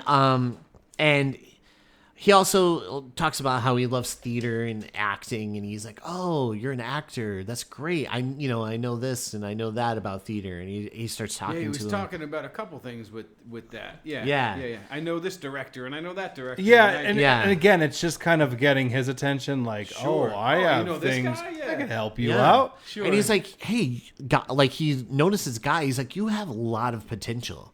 I can see it. I know you could go really far with what you're doing, right?" And It's like what would you do for a Klondike bar? yeah, yeah. And at one point, we see where Rosemary. worship Satan for a Klondike bar. Yeah, Give up my wife's womb for a Klondike bar? yeah, of course. They're quite delicious. What'd you do? What would you do?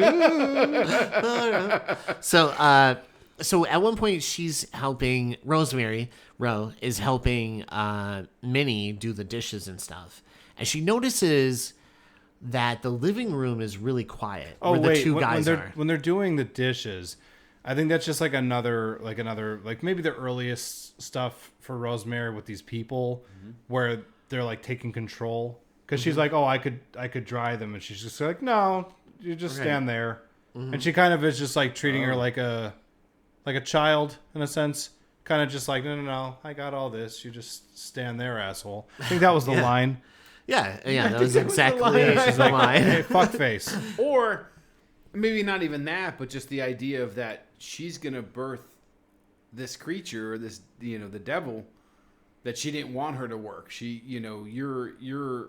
she more put her on a pedestal. Yeah, princess. Like you don't do peasant work. Yeah. Yeah. You're the vessel, right? Maybe that even, I love Yeah, that. yeah. Yeah, and so then we see where, as they're doing the dishes and she's told not to help, she notices how quiet the living room is, right? And she even looks down like, are they even still in there? And so she makes her way down the hall, and she could see Roman and Guy talking intently, and then they kind of go back to like a louder conversation. And What's I think that contract you're signing? yeah. But I think this is the moment that he was like, I can help you, but it's going to come at a cost. I think he's kind of like enticing him a little bit. here. I wish they just heard him. sure. I just wish they heard Guy in the next room go, "What the fuck are you talking about?" Right. You want me well, to what? I take back everything I said about earlier. Like thinking, like I didn't think in this perspective that you're saying. But yeah, I think he was a good guy to start. And then when he, got passed up, or not passed up, but got passed on that acting role or whatever it was. Yeah. Now he's like, I need it. So. All right, that makes total sense. Oh God, I think so. That Yeah. even amplifies it. That's great. Yeah, I know. That's Is really that- awesome. Thank you. Thanks for sharing that. That was awesome, man. No. So the next day, we see where Rosemary. Oh, at one point when they're leaving, he's like, "You know what? I'm gonna come back because I want to hear more of your stories, Roman. I want to hear more from you about that stuff." I just Right? need to get my quill pen so I can sign some of those contracts. in blood. Yeah. Yeah. So the next day, Rosemary gets a visit from Manny Castavetes. Oh my God, Cassavetes, and another neighbor. And I forget the neighbor's name, like Leanne or whatever. She looks like a Leanne. Leanne Rhymes, I think. Yeah, and they just they sit on the couch and just start knitting.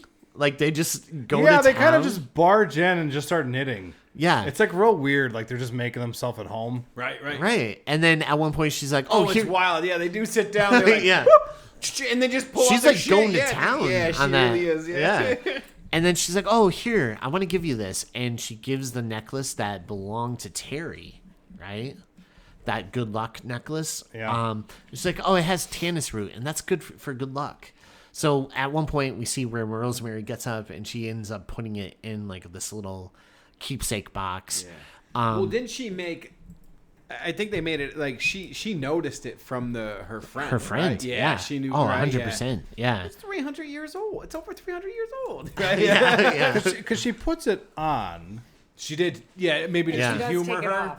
Yeah, and then Yeah, she, and she then does, and yeah. then and then like Guy chews her out about it, where he's just like, "Well, if they gave it to you as a present, you should fucking wear it." Yeah. I think that was the Yeah. line. Yeah. Yeah. I think He's like, "Hey, stupid." hey, dumb broad. Yeah, Sorry, I know.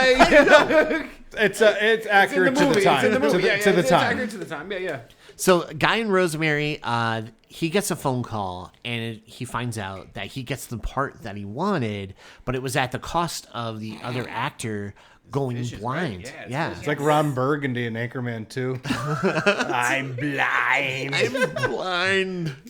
I don't know why I picked that. Yeah. That was a good. Sex Panther. Yeah. Works 60% of the time, all the time. Doesn't make any sense. It doesn't make any sense. Baxter, you ate that whole wheel of cheese? I'm not even mad. I'm impressed. I'm impressed. Rosemary visits with Hutch, and they discuss Guy getting the part and stuff, and the death of Terry.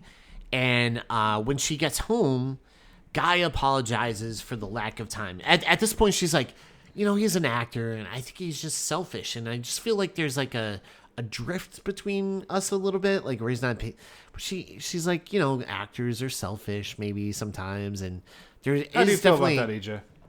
fuck that As an actor? nah. Fuck that that's not true. Fuck that I ain't noise. selfish. Yo, give me that drink. Give me my Fresca now. Give me that drink. But that's mine. You finished yours. No, I still have mine. I want yours. You start pouring yours on the floor. That one. Motherfucker. But she's talking to Hutch about all of this stuff, right? Between her and Guy. And then when she gets home, Guy comes out and he apologizes for the lack of time they had together. And that's when he's like, you know what? Let's do it. Let's make a baby. Let's have like 1 million babies, right? Yeah. Let's just like do this right now, and maybe that will help us out. Like She get goes a to her little closer. calendar. And Yeah, and she's really excited. Yeah. And she's like, okay, let's make a date, like of this, like a baby day. Yeah. Right. And so, and that's how he's hoping to get more time with her. That night they have dinner, and the Castavets dropped off some dessert for them. Two And- pieces of cake. Yeah, and I Right? love when Did you she's notice sitting this? there. She's like, "Please go away, and she's like hoping they don't come in. I'm not kidding. I have a neighbor across the hall from me, and I have that same reaction every time. No I hear that doubt. guy leave his house, and I'm like, trying to leave the house. I'm like, I'll wait till the kids. we have that in the summer. We do it in the summer, yeah. There's times where like I just hear the door open, and I'm like, I'll wait to leave the house. Yep. Yeah, I will wait. Me and Jay's back. That's our neighbor. That's a creepy neighbor. He's upstairs rolling a tear. I thought they liked them. Oh my god, I made them this cake. what if your neighbor listens to this podcast? It's like, oh, I really support what he does. No, he's like the anti-neighbor though. Like we're the ones that like if we're grilling, we bring him food. Like We get all this nothing in stuff, return. Nothing. And then like all of a sudden he'll just pop out of like the shadow. You're like, what And the he's fuck? if I have dude? Like, friends over, it's so especially random. girlfriends, Yeah. he's like, "What's up, guys?" Oh, it's so Hey, I brought you some Tannis root. right. But But it has a slight undertaste to it. Just eat it. Tastes a little eat it. chalky, but goes down nicely. Yeah. So they bring these desserts, and Rosemary thinks it tastes weird, a little chalky.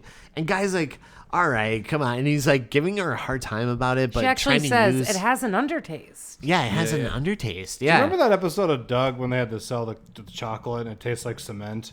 Yeah. Do you remember that? And it turned Yeah. out that it was a cement truck. And it was Tannis root. Tannis root, right? Do you remember that? They're like, oh, do you want to buy some chocolate? And they're like, oh my God, it tastes like cement. They kept yelling at him. Yeah. And it turns out the dinks were actually Satanists. Yeah, and they were like, Trying to kill all the neighborhood Trying to kids. get Patty. Patty mayonnaise. Patty mayonnaise. I find Mohawk to you. So he guilts Rosemary into eating this dessert, and she tries to scoop out most of it, but she did eat just enough. Couple bites. She put like Yeah. the rest in her napkin on her lap. Right. And then she kind of tried to hide it really quickly, but Right. it already hit her. Yeah. So that was a good she move. That's a tried to date rape drug. right 100%. Yeah, And- unfortunately, right? Which is kind of like an interesting thing about that whole like dessert. Like if it again fits into kind of like what's going on in the movie. It looks so appealing, but Yeah. underneath is Right. this. Yeah. Just Gross. think, the next time you get the chocolate mousse from Shifts, you know what's going to be in it. Oh, it happens every time. Yeah. Every time. I wake up. I don't even know what happened. Yeah, I Shifts, got. by the way, has the best chocolate mousse in the world. But you will wake up That's why I impregnated with said the that. demon baby. That's right. It's That's part right. of it. the trade-off. And actually, there's a little warning Part thing of the on the trade-off. back. May result in dark seed. You like dark chocolate? Well, Well, Contains, dark seed. contains some of the G-men. So Rosemary, Blackest chocolate. that's the blackest. I ate eyes. it 6 times. I ate it 6 times. Breakfast, lunch, and dinner. So then we see where she does eat it, but she tries to scoop most of it out, but it's not enough. Unfortunately, she ate just the right amount to knock her out. Like, she gets dizzy and she faints, and that's when Guy brings her to bed. But in reality, she starts to dream of being on the ocean and on a boat. And I think that's like him just carrying her probably Yes. into the other room.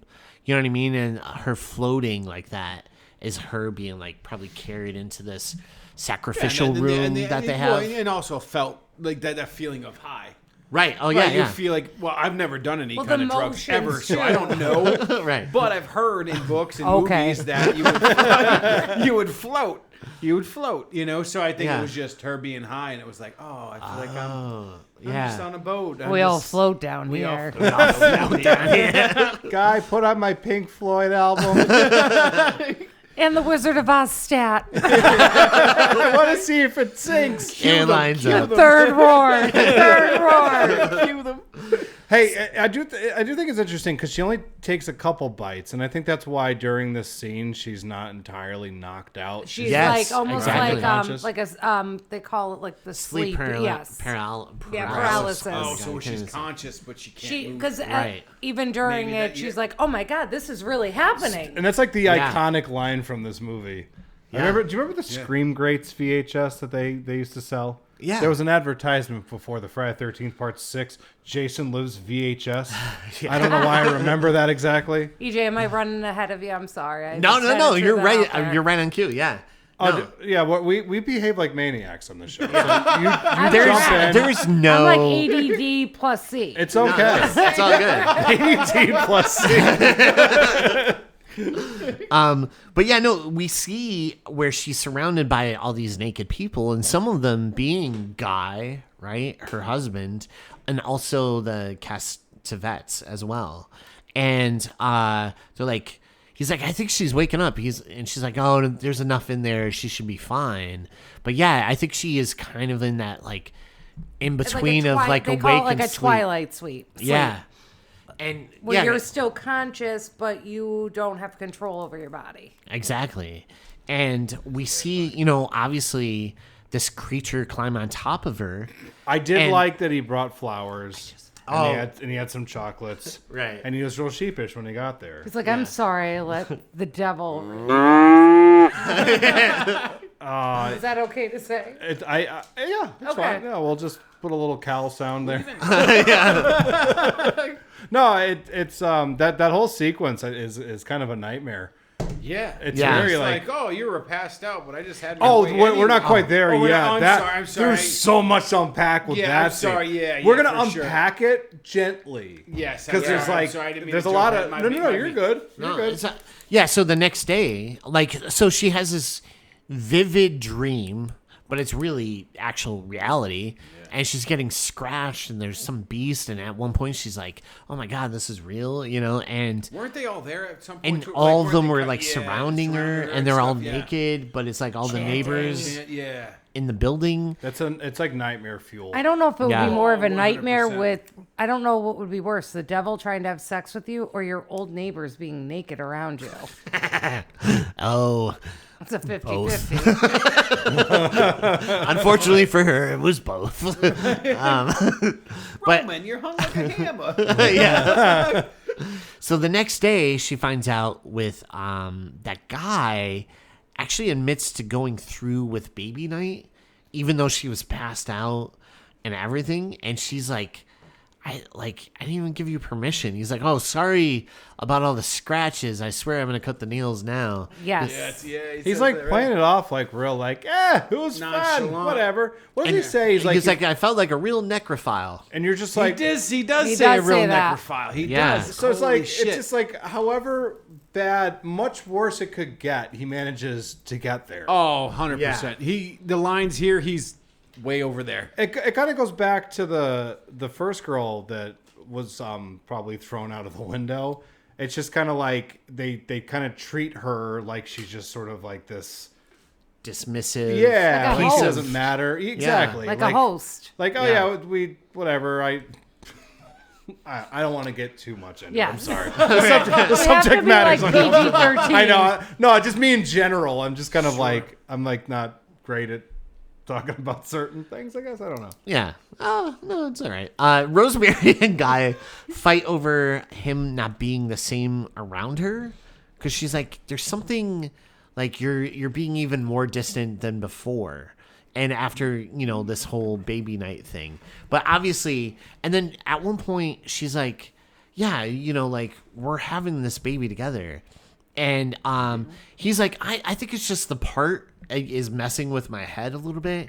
I'm really diving into like method acting, and that's why I feel so distant from you. But in reality, I think he's all kind of scared of what Oh, he definitely has to be is going on. overwhelmed. Yeah, there's got Yeah. to be guilt there. Oh, right. 'Cause, like, There's I Yeah. think a wave Guy- of emotion, right? Guy's a person who got corrupted, but I mean, like when the movie starts, they're very like They're loving, yeah, yeah. like Love. they're totally, absolutely. He took the. But he his took the ego advantage. and drive to make his career better, Yeah. he sold out, right? Yeah. Yeah. I'm just really glad that people stopped selling their soul to get ahead in life. You know what I mean? I mean, I did. I'm still looking for the crossroads. If you could tell me where the crossroads is, man, I'll Where do I bury- I'll sign I'll sign it. I'll So- sign it. You know. So I know it's gonna sound crazy, but Satan actually performs at comedy clubs. You can actually catch him after the show if you want to sign a contract. Really? Yeah, he performs at Chuckles at Friday nights. Oh, 9 interesting. o'clock. Okay. Yeah, does a all great right. You're set. just sign a waiver, like if you eat that hot wing,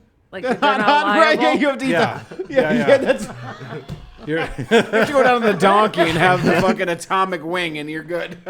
He's like, everybody wants contracts with me these days. I got a couple of them in the trunk of my car, right next to a couple of recorded sets that I did. If you'd like to hear my comedy, But you gotta play it backwards. yeah, you gotta play it backwards for it to really laugh. Oh, that was so good. You gotta listen to the comedy album backwards. If you listen to it forwards, it sucks. Sucks, It yeah, right. Back, you're like, oh, that's I the next have your level. soul. Forward, it sounds like Dane Cook. Backwards, it's me, baby. Well, now we just lost one of our subscribers. Oh no, Dane Cook really liked us. Sorry. You just hurt his feelings. Dane Cook, we're sorry. Yeah, Dane Cook, if Sorry, you want to dude. reach out to us at Frequel Podcast, Yeah, if I'm you're one sorry, of those man. guys that worship Satan, I'd like to hear why. We hope you're still like the Kool-Aid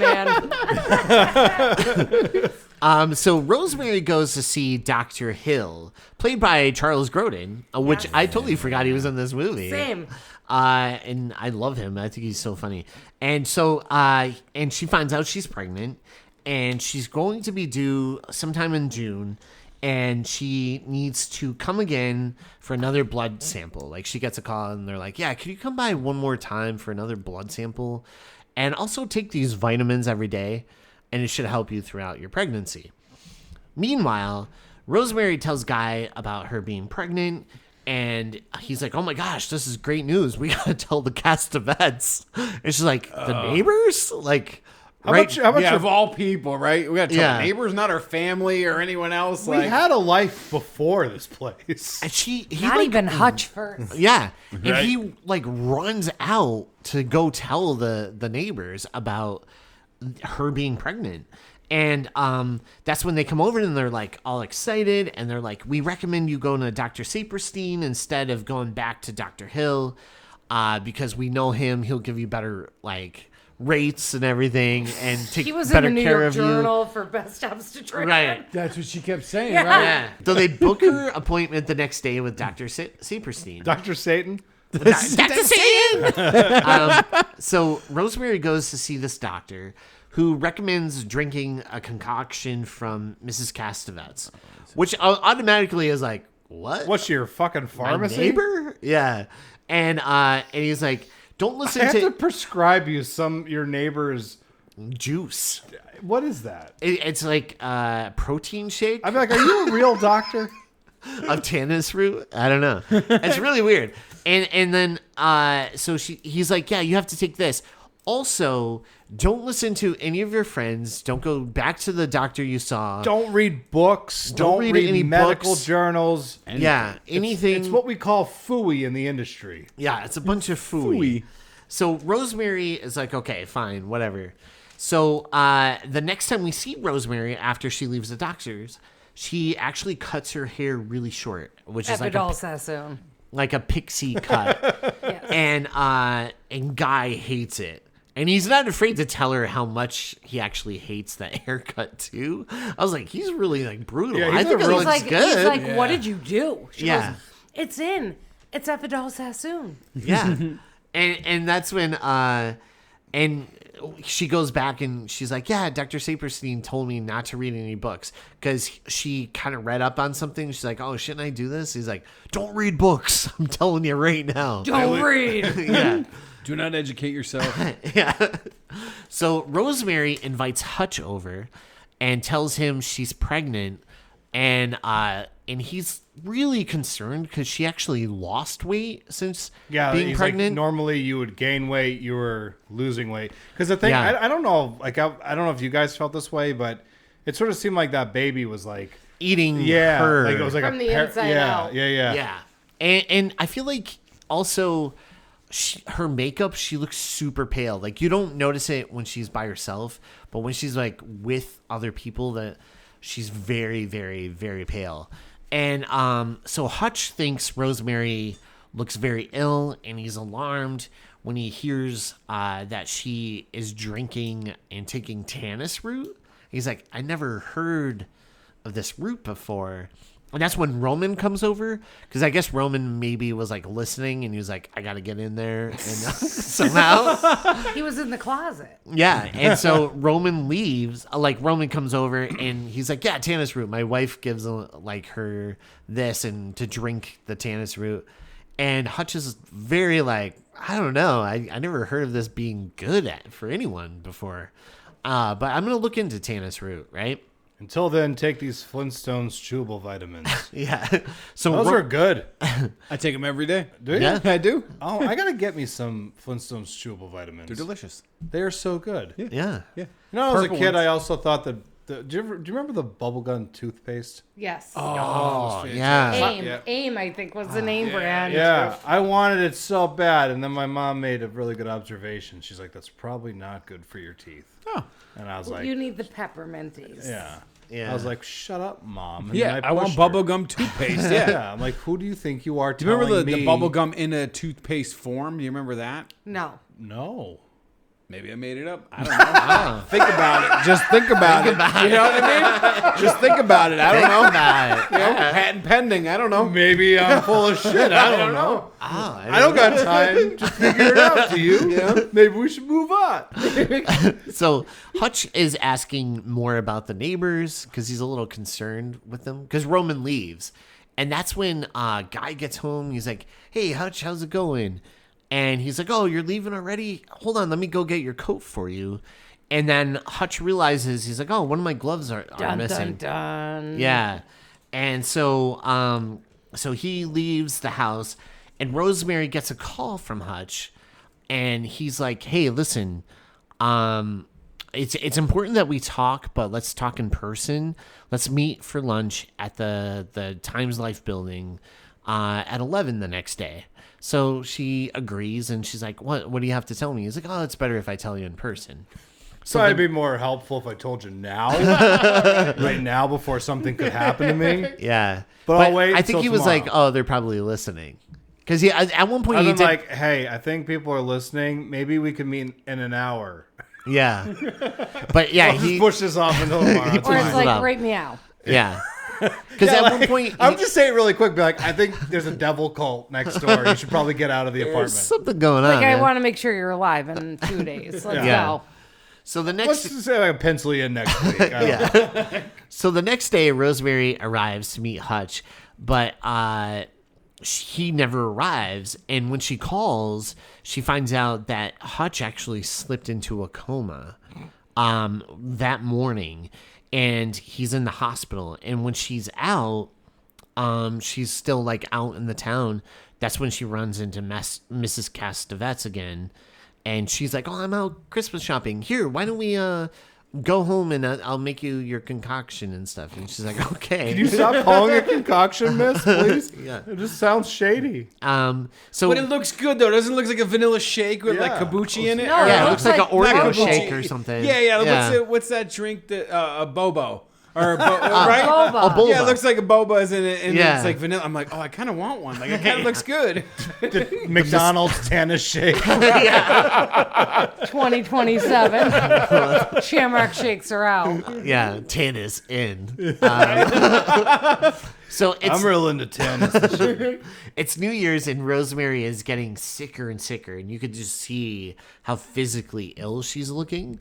Is this And- when they have their party? Yeah, so the next day she's like, I want to throw a party, Yes. and I want it all people our own age. I don't want any of the neighbors. I don't want Dr. Saberstein there. I just want us to have this party with our friends that are our age. And Guy's like, I don't know. I think we should still invite them, though. I just met the Golden Girls. I think they'll have fun. Let's turn this into like an old folks retirement party. I think you're missing out. I think we have a lot of stories we could hear. They got butterscotch candy. Like I don't know where they get it all. But at the party, people keep noticing how Rosemary is chalk pale, right? And her friends pull her aside and into that room, and she's crying. I like this scene a lot because everybody in her life, and it's all Yeah. the men in her life, are basically saying, "Hey, don't think." And she's like, "I'm in pain." They're like, "No, you're not." No, you're not. No. Well, if you notice, like the girls push all the men out of the Out. room, Yeah. and then they're just kind of like, "You need to get yourself fucking checked out." Yeah. They're Go to shit. Dr. fucking Hill. Yeah, like what are you doing? That's later Absolutely. going to backstab you. Yeah. They're like, you've been Yeah. in pain since November. That's not good. You need to see a Yeah, it's not doctor. normal. Go back to Dr. Hill. And because she's in all of this pain.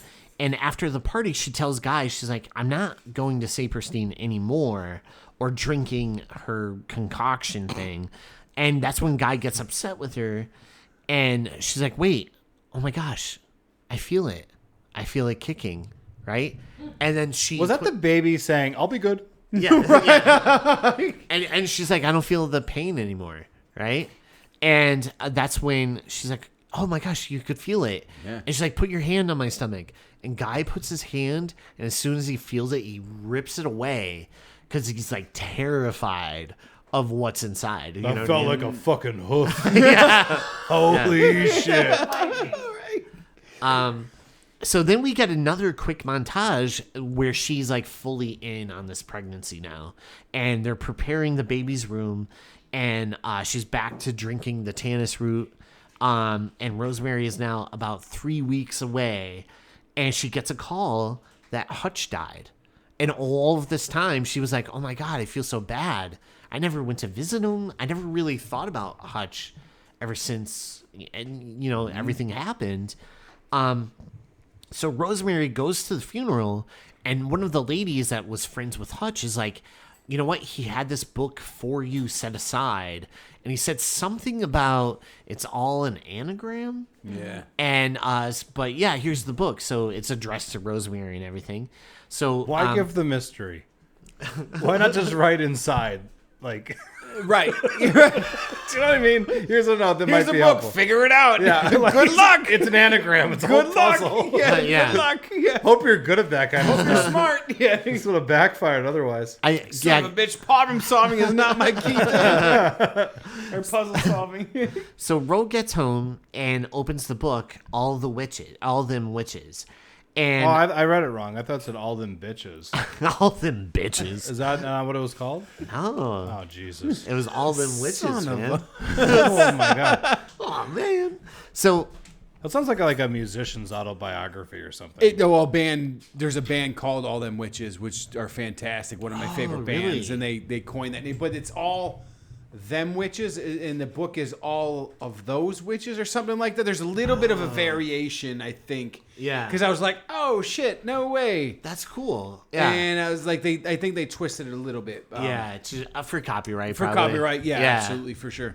But yeah, so as she's looking through this book, she discovers that Roman Castavets has ties to the man in this book, which is named Adrian Marcato. And it looks just like Roman, like a young Roman. Did you notice that too? It must be the same actor too. Wild. And so she's like, okay, what's this anagram thing, right? So at first she thinks it's the book title, and she's like, pulls out her Scrabble pieces, and she's like trying to figure it out.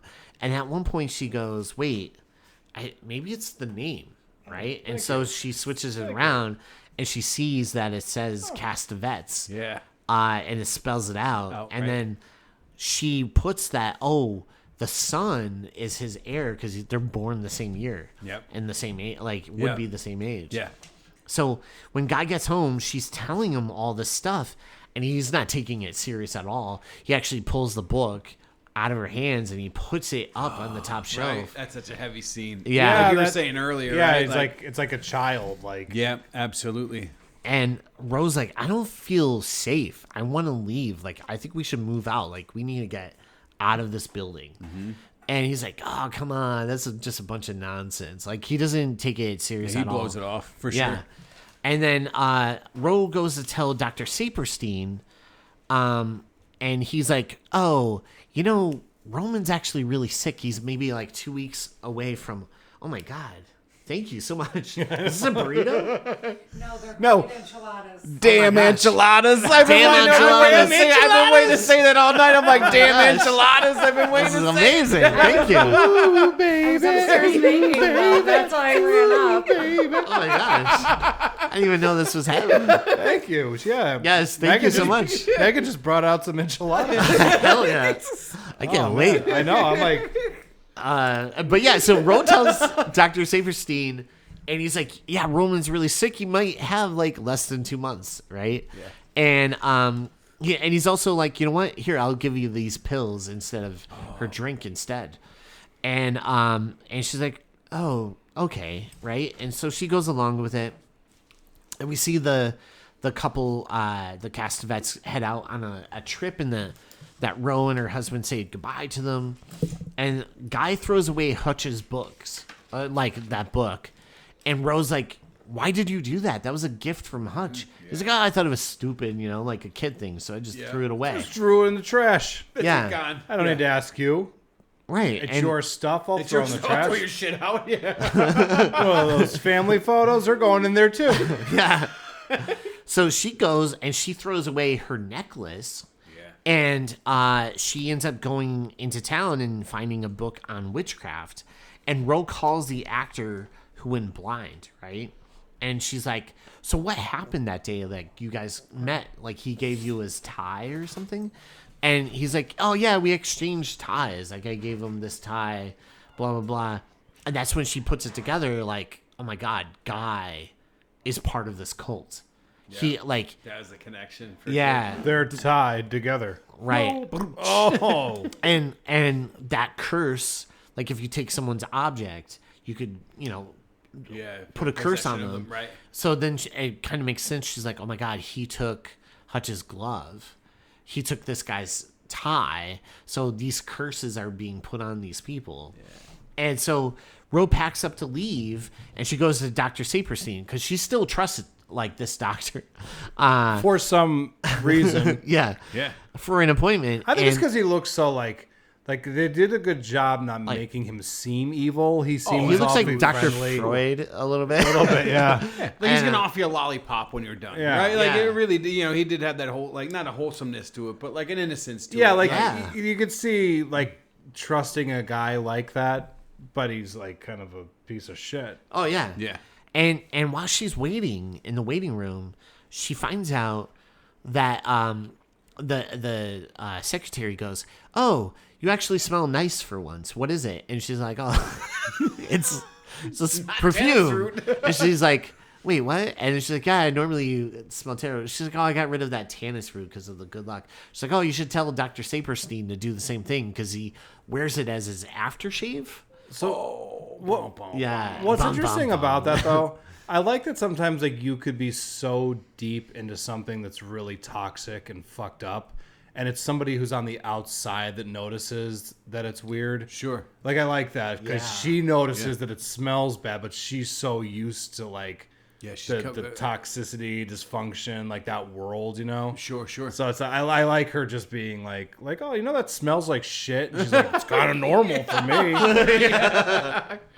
Kind of smells terrible, man. Oh shit! So Ro calls Dr. Hill It's for an Tannis appointment. from Calvin Klein. So Ro calls Dr. Hill for an appointment and tells him that she's due Tuesday, and tells him that this whole plot of witches being after her baby, and she's like, please agree to see me.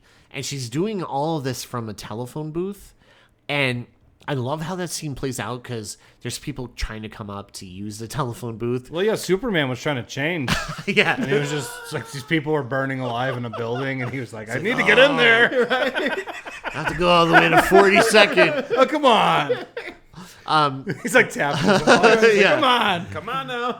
But I like at one point, there's a lady that like comes up to use it, and she's just holding the receiver down, and she's like pretending to be on a different call, and then the phone rings back, and she's like talking with the doctor and stuff.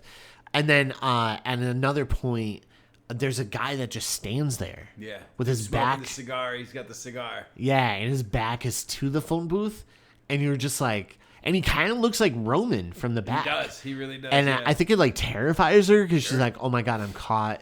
They know where I'm going. And then when he turns around and she sees it's like just this normal guy waiting for the phone booth, there's this like huge relief on her face. Like, oh my God, Right. okay, I could maybe get away with this still.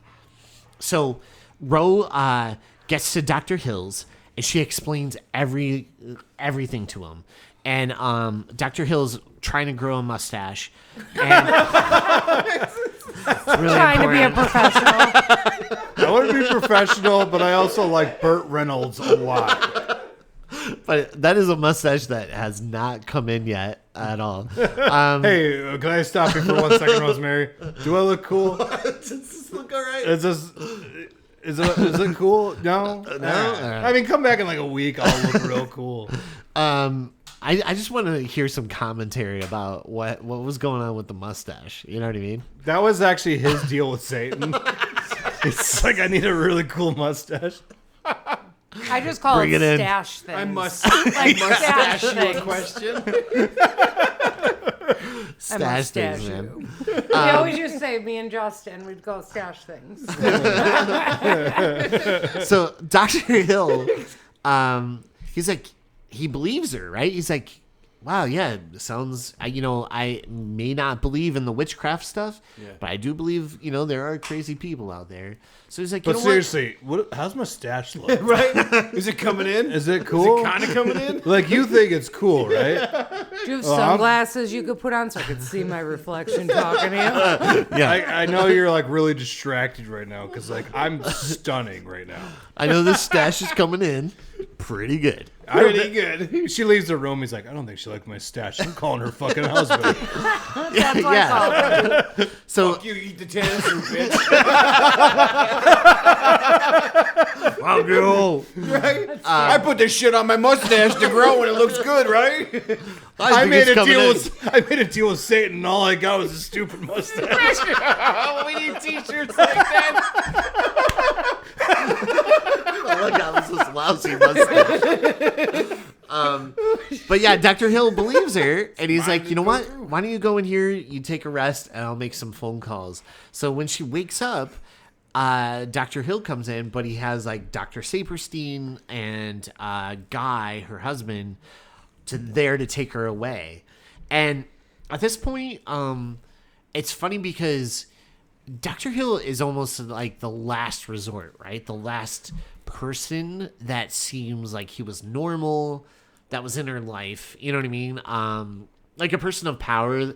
Like, do you think he actually was part of the group, or do you think he was just like doing his doctor duty of like, okay, here's the thing, like I know she's your patient and she is kind of like seems like on edge. I'm gonna call the doctor to make sure to like let him know. I think he was in on it, and his pact was to become this doctor. Okay. Right, like I mean, you could study and everything, but I think Right. he may got some prestigious No. awards or something. No, you don't Disagree. think so? Okay. I think he was doing a doctorly duty as a doctor, saying, I think your patient is having like a psychotic break, thinking you guys Wait, are Hill devil or- work. Hill. Yeah. Oh, I'm Yeah. sorry. My bad. I was okay. thinking of Saperstein? Serpico. Yeah. Serpico. I think Dr. Hill was just kind of like, she's not my patient. I haven't been following her. You've been following her whole pregnancy, and she's losing her shit. Right. I'm sorry.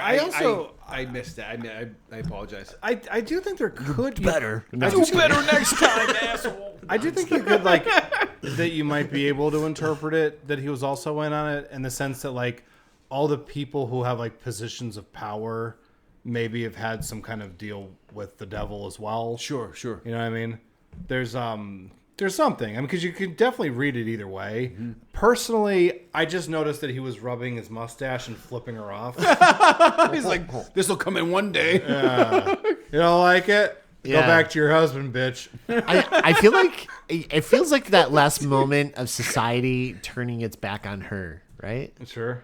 A little bit. Like I feel like Nobody that was. believes the cries of this woman. Of the innocent? Yeah, for Right. sure. Right, yeah. I feel like it was kind of like one of those moments where I think he was kind of doing his duty of like, oh, okay, this is your patient, and I think she's a little off the rails. I'm gonna call her doctor because maybe he could explain, Of course. what's actually going on That's it. with her. And then he sells her out, but I don't think he meant to sell her out. I think he was like trying to help has this her. been a pattern with her? Does she have mental health issues? Right. I think he was just doing his job, right? He Right. was just kind of doing process of elimination. I think they were so good at manipulating everything Yeah. that they had all their bases covered. They knew they were going to manipulate the outside people even trying to help her, which hence I think it just did. I'm the only one at this table that thinks that guy. I feel Is like evil. I just feel like He did give her like a weird look He stuff. does. Yeah. I feel like this cult. The only thing that raises that red flag when he's like, "Can I keep this book?" Yeah. Yeah. But also Because like the first Yeah. book, because she had two books, he's looking through the first one with the red cover, Right. And he's like, "Can I keep this?" Yeah. That's one that Hutch gave her. Yeah. Yeah. So that's so I collect can see evil where you're books. going with that. Yeah, for sure. I think there's something about like how like deep does this go? Because like when she's like leaving, like she's outside and there's like the I'm looking at that. that's Best picture ever. That's fantastic. the idea that like she's outside and there's like in the phone booth, right? And she thinks that guy is there and he's probably in on it. It's probably like so like the evil's spreading like all throughout the city. Absolutely. So I just interpreted it as that people have all made their independent deals with Satan at this point. Yeah, and you got to 'Cause think we're in about it year like, one. okay, like, Yeah. okay, so if it is Satan being born, right? It's fucking New York City. How many people are in New York City? Like 5 or 6. 5 or 6 Million. people, you know. So you make a great point there because it has to reach out out from this hotel. It's like Could a I virus. just say- Evil's a virus that spreads. Spreads, yeah. Is this why Ghostbusters happened? Yeah. Yeah, Ghostbusters 2. yeah, that's where the fucking ooze came Yes. from. The River of Slime. Hell yeah. I like how he's like, they're trying to explain that to the mayor. And Carpathian? he's like, it's every New Yorker's God-given right to treat each other like shit. Vigo so the awesome. Carpathian. Wasn't he also Vigo the Butch? He misses his kitten. He misses his kid. So, so anyways, she gets sold out, and Ro gets to explain everything, and they cart her away, and back to the apartment. And when she gets back there, Ro kind of like drops all her stuff on purpose, and she runs to the elevator, and she tries to escape to the apartment and lock everyone out. But they still get in, obviously. See how they like walk behind her and like her Yeah. back's turned? It's so creepy. It's From like so- the bedroom to the kitchen, I think it was. And they hold her down. The cab scene too. Oh, The this ride cab scene. home. Yeah. Oh my god, that they're is just daunting. And like the doctor's just sitting there, like, and like Yeah, the silence. husband's car. He's They're all kinda like, they're in the car and they're like, do you see how stupid his mustache looks? Wait, what they Jesus say? Christ. My mom said it looked like a lion. Mom doesn't look like a lion. Why is he even trying? So they all come in and they hold her down on the bed, and that's when they're like, "Oh my gosh, she's going into labor." There's a baby on the way. Yeah, so they knock her out. And when she awakes, she finds out she had a baby. And maybe she's like, was it all a dream? Like, I don't know, like so what was foggy, going on. right? And they make it like that, even the way they like everything is laid out. Yeah. I wish she had an Eraserhead baby. Well, Not she even kind of sure does. It is a baby. She kind of does. And she goes and at first they're trying to tell her that the baby died.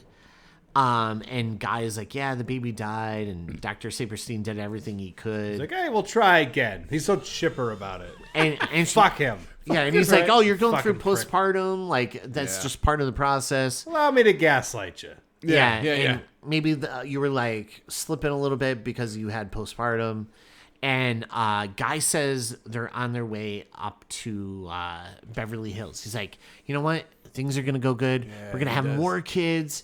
We're gonna be a More movie everything, star. more, right? Yeah. It's Paramount overindulgence. wants a Yeah. deal. We're Sure. This is year one. Commercials. Yeah. Yeah. We're like, And that's when you knew he locked into it, right? Never- Like, well, yeah. we knew it before, but like Next stop, Beverly he Hills. really sells it. We When he hooked the says devil Beverly up. Hills, you're like, oh, dude. Yeah. It's like, bro, we're good. We could have more kids. Yeah. yeah. We'll have more kids. We'll Don't have like worry a about better it. Yeah, baby. just sacrifice this one. We'll have a Yeah. better baby We'll have than our other kids and they'll be Satan. normal. We're Yeah. good. Like, Adrian. yeah, the Antichrist. That's a terrible shadow to live in if you're a kid. Imagine Thanksgiving. They're all sitting around the table. It's like, Jimmy, what'd you do this year? It's like, I graduated high school. Didn't make the football team. What did you do, Antichrist? It's like, well, I dominated the world. I was Like just this. elected Alright. into the governor of Yeah, New York. I check this out. You know, like Jesus can turn water into wine. I could turn a whole lake into fucking fire. Fuck you, not making the football team. Fuck global warming. I'll warm this shit right up. Click my fucking fingers. Right? I can make you do. Can you imagine if they had new kids though? And be like, well, your stepbrother is. the kid with the goat legs? You see sometimes on the cell phones. Yeah, he does some evil shit, but he's got a great sense of humor. He's got a good heart. And a good head of hair. He's got a He good looks head of great. hair. The hair's He probably great. has real No good one's hair, saying. Black, silky. He just got a pixie cut as Yeah. well. He's got a pig. It shows Doctor. Managing Hot Topic right now. Right. It Yeah. shows Dr. Hill. He's like, Dr. Hill's like, he also has a great mustache.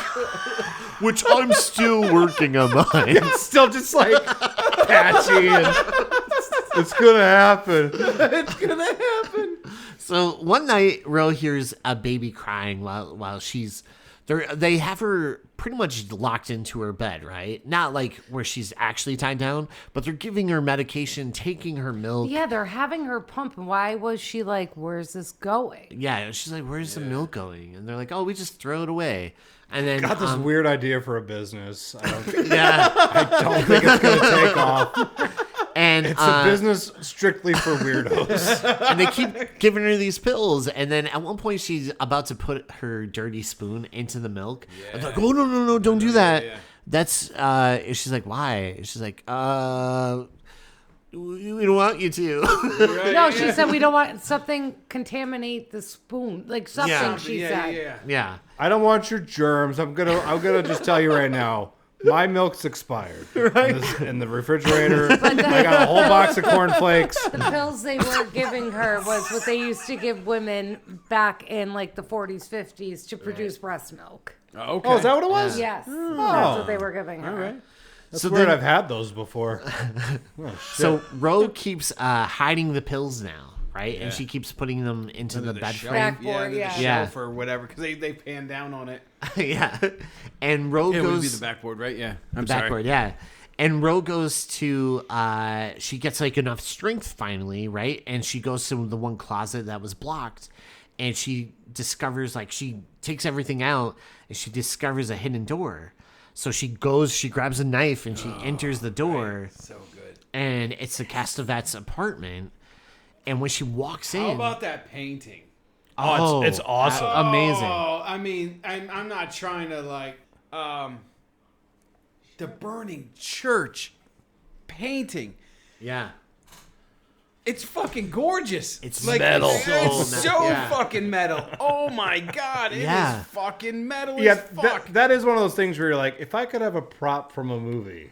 That is a would be cool it. prop. Yeah. For sure, absolutely. And Oh, also man. the there's one- a couple paintings because Yeah. she walks through and then it pans left, and there's another one, and I can't remember what the subject matter is, but I remember it being It's like really the rad, too. Devourers or something, The right? might be the Something like Devourers, that. Yeah, And, yep. it looks so cool. I believe one of them was one of the fettuccinis.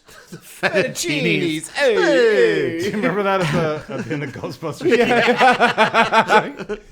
So, and when she walks in, she sees all of her neighbors there. Yeah. There's even the guy from Ghost that was in the emergency room that tells that talks to was Patrick him. Swayze. Yeah, like the guy that like is going home. Yeah. He's going, yeah, that's awesome. And he goes out. So, so he's there. But I guess God forgave him. yeah, I guess so. So then we see all these people, and she sees like Dr. Saperstein there and all the neighbors, and she sees this black bassinet, right? Or bassinet, right? Bassinet. And she walks over to it, and she's horrified by what she sees. It's like this thing. We don't see it as an audience, but from what is described, its eyes are horrific. And then it's like, oh, it has its father's eyes, right? And she's like, what? And then Guy is just like, has his hand. He's like his How Shamed. about that too? Yeah. Like that scene, like where he's in like the kitchen area, Yeah. and he's like putting his head down. He's just Yeah. like cutting in and out. His like, face is like buried because in you his know, hands. like he still has some humanity to him. Like Right, there's, like, he's the not shame. fully sold Dude, yet. if the Yeah. shame comes in, like when it's like everything just like culminates at this point, because number one, he's told his wife that the baby died. Yeah. And then she sees the baby and she just understands now that that's not the father. Like, yeah. that was not a dream. And like that, there is like a moment where it's just kind of like, fuck. Yeah. Absolutely. Yeah. Devil, I told the devil I wanted to be like a movie star, but he's making me a star of Italian movies. Was that not Once Upon a Time in Hollywood? Yep. I don't do no goddamn Italian movies. Italian movies. No, but Is he in the new Django or what? yeah. The original Django. I'm Yeah. going with original Django.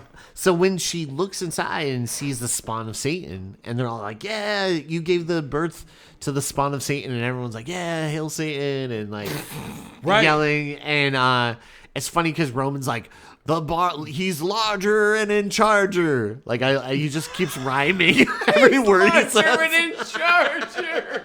I didn't think this out yet. I'm working on it. Come back tomorrow and I'm going to have a whole thing. And Guy goes like, "Hey, I'm really sorry about this," and she spits in his face. As she should. As she Amen to should. that, for I think sure. she Yeah. went easy on him. Yeah, Yeah. She should have you're lit right. him Honestly. on fire. Yeah. What does she still have the knife in her hand? yeah, the whole how- time. You know? I mean, she's just like, what is she going to do with it at that point? I know, but right, we grab something that we know would hurt someone, right? Like, Right. so it's that safety net of some sort. I brought a knife here.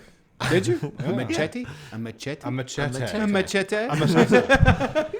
But she ends up, sitting there in just disbelief, and everyone around her is like, "Congratulations," and like talking about how they have all these plans for the baby. And then she sees the one neighbor, Luann or whatever her name was. She's shaking the bassinet like Ultimate Warrior, right? And where she's like, she totally is Ultimate Warrior stuff. It's kind of like something you would have seen in Eraserhead. Oh, 100%. Sure. It's so like, Absolutely. it's so bizarre. So she sees, the neighbor rocking the thing. Yes. And then she's like, "You're rocking it too hard." So she walks up and we hear the lullaby from the beginning, kind of bookend this. And she looks down on the baby and is rocking it slowly. And you could tell she felt a connection with that baby. Yeah. No matter if it's Satan's baby, it's her baby too. There's Whether some it has hooves or his father's eyes, it's still her baby. which there's kind of a slight glimmer of hope in the whole thing. Because funny, if she's we had babies, that's what it would look like. True story. True story. No, like I thinking about it, it's like there is like a little bit of hope to the whole thing because yes, that is the child of Satan, but it's also her child. Still half yeah, human. Yeah, and she's a truly Right, good and I think person. the maternal feeling, right? Like I mean, I never bared a child, obviously, but I think I would feel that would be like that, right? What do you mean? You had Igor. I did. I birthed my dog. Yeah. Oh, I thought you had like an assistant that helped you when you're doing your tattoos. I do. It would be fantastic. If I get my Igor. dog to fucking. Yes, Master Igor, walk them in. Master J. Yes, Master J. Yes, Master My dog J. does have his lazy eye, so he's kind of part of the Igor part. You know, What a He plays the stud. part. What a stud. He is. But yeah, no, I feel like this kind of goes into everything. Like these people were always trying to control her. She always pushed back. And this is the moment where she maybe finally gave in to society coming down on her like that. You know what I mean? Or like, you I know, don't know what if, was it, going if on. she gave but- in, but I think it's just Yeah. that feeling of like, oh shit, it is my baby, Yeah. and like, I guess in a weird, fucking creepy roundabout way, that's all they were trying to tell her, right? They were Yeah. trying to give her the new, like, not that it was the right way to do it, like Right. she's birthing Satan, but. It She's wasn't lucky like she's they were still like, alive. drink this holy water, right? Like, Yeah. so they weren't trying to hurt her. So, in a sense, yeah, I guess that would make sense, right? That she gave into like, well, fuck. Oh, man, Yeah. that's brutal. It's so good. heavy It's ending, so heavy good. ending, heavy ending. And yeah, I love when we do have movies with us like ambiguous type of ending. Like, Sure. where does this go?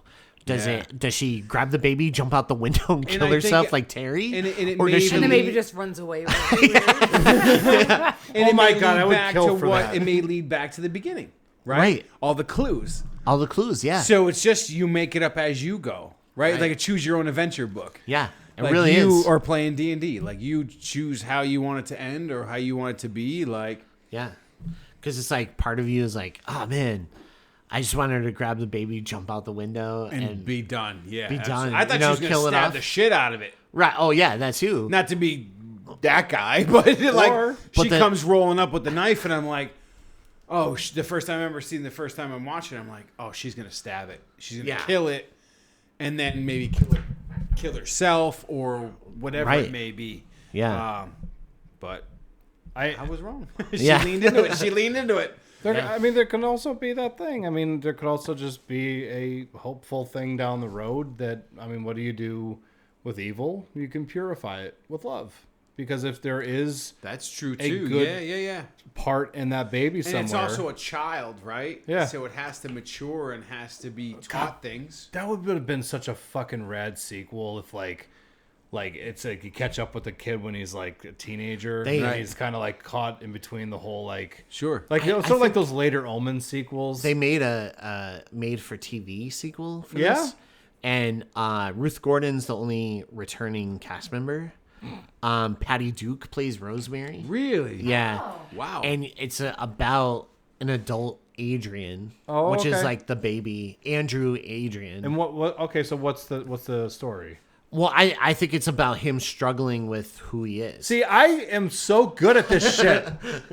Cuz that's you think you've made movies before, no, dude, that's such an interesting right? Like seriously, Yeah. like if you know this shit. If you took that concept and fleshed it out a little bit, like that's a really interesting story. Like Really is, you're yeah. like the child of Satan. that polarity or the struggle between yeah, them, for sure, right? And like you have like the mother who's always just kind of like keeping him in check. Like Yeah. you have those urges, but like you don't have to succumb to them. Like that would be an interesting movie. Absolutely, it really would. Yeah, so it's called "Look What's Happened to Rosemary's Baby," which, which at first name? What's the lady's name? look what's Rosemary. happened to Rosemary's Baby.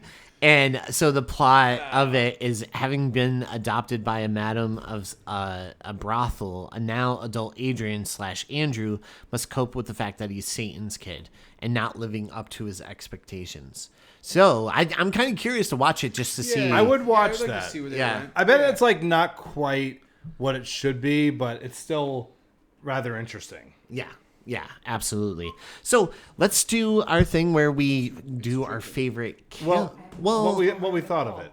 Yeah. So let's go around. We'll go to what we thought of it. Our final thoughts. Would you recommend it?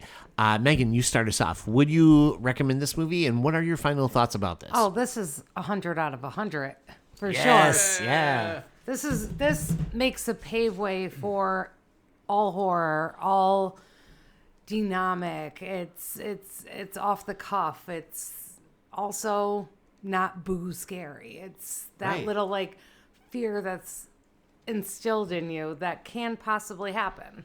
Exactly. It has such a great way of building suspense. It's always like building to a scare, but it never gives you a scare. You know what I mean? So it just keeps you on Yes. edge like the whole time. Sure. And I think that's really good.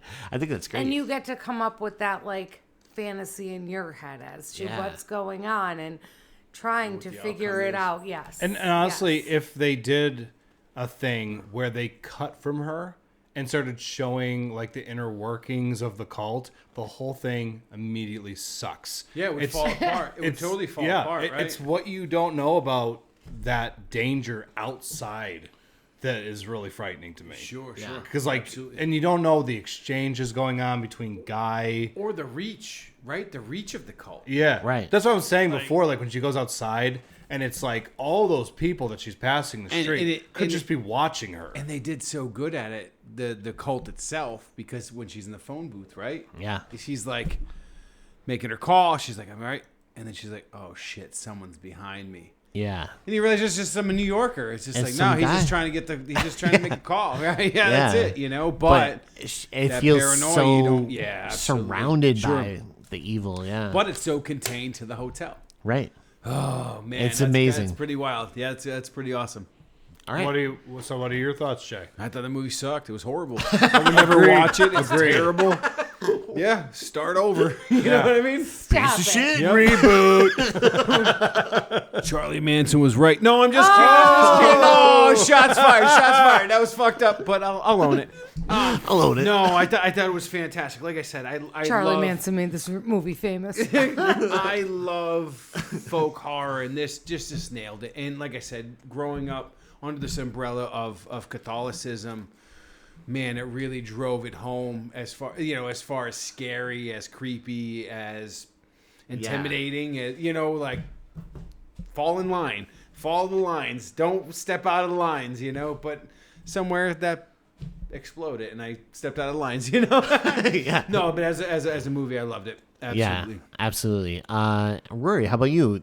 Your thoughts, and would you recommend it? So, like, you have to recommend this movie for sure because Yeah. it is essential horror viewing. Yep. Something we didn't really talk about too much. I took some notes on this. I like the cinematographer quite a bit for this, William Fraker. I like the fact that his cinematography doesn't draw attention to itself too much. Okay. So it kind of like helps enhance like the atmosphere and add to like the realism of the whole thing. There's no like show-offy bullshit. There's no like super cool shot. It's just very much like you're living in the space with these people. Yep. It's very like really realistic. And as a result, there's like a lot of like these like slow builds of tension, like long takes. So a lot of stuff that we're talking about with like the social commentary, the POVs to help like express psychological Can I make a states. comment on that? Like, I don't mean to jump in on your commentary, but before we were talking about characters, I think the hotel is a character, Very much so. and then him yeah.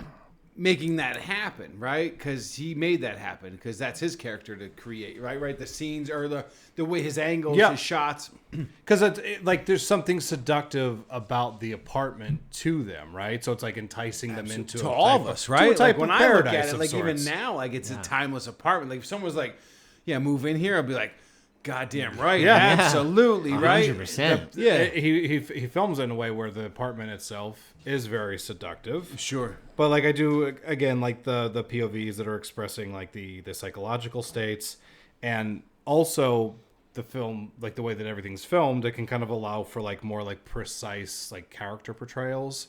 So like this movie to me, like I just think it's like a kind of thing. We talked about this a little bit on the Ready or Not episode, and you were in agreement with it as well, I believe.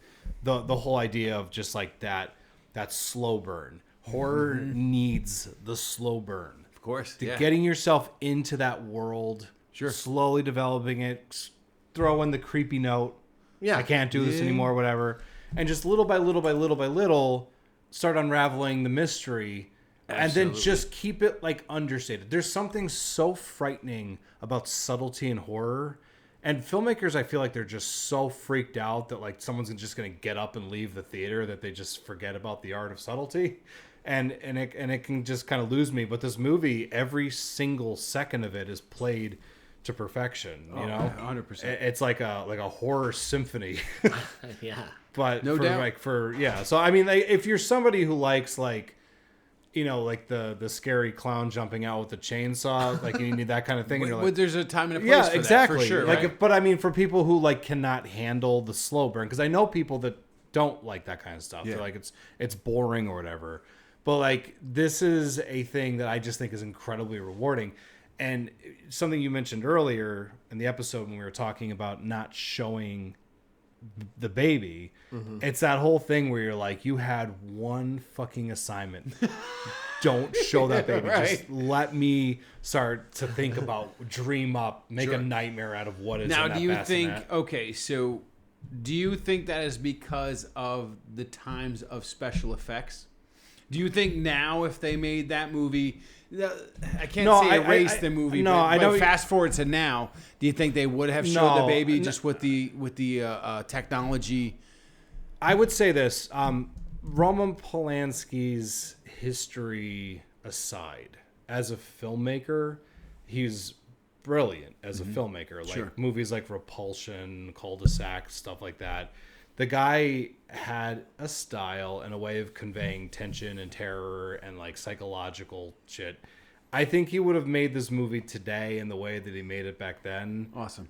I don't think it lends itself to, and even if you tried to dabble into that, I just think it's we're not talking about it. Yeah. So This is comparing apples and oranges too, and I no, dude, you're right. When you started talking about it, I was like, oh, I kind of take that question back because it is Roman Polanski. So I think it's a good question because I think he's of just right. modern filmmaking, most right? modern filmmakers would probably show it, But I think the right choice was not showing Not it. to show it. I, Right. I, dude, Absolutely. you're I 100, agree with it. You're correct 100% in the fact that there would be producers today over his shoulder being like, shoot the baby. Dude, show some fucking red eyes in the Or shadows. something. Even if it was all black and 2 eyes lit up. That would even be bad, right? yeah, Like, that would yeah. even be cheesy as Or fuck. she's like sleeping not a good way. and she wakes up and there's something above her and it's like, "Bleh." And like Disturbed. The Beetlejuice baby. Disturbed starts playing.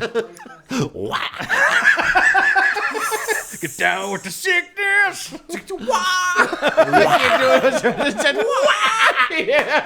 Like that's kind of like the state of modern filmmaking. That's what's so Yeah. special about like the late 60s and the 70s. Yeah. Like they just knew how to make really tension-ridden horror and it was so much more rewarding.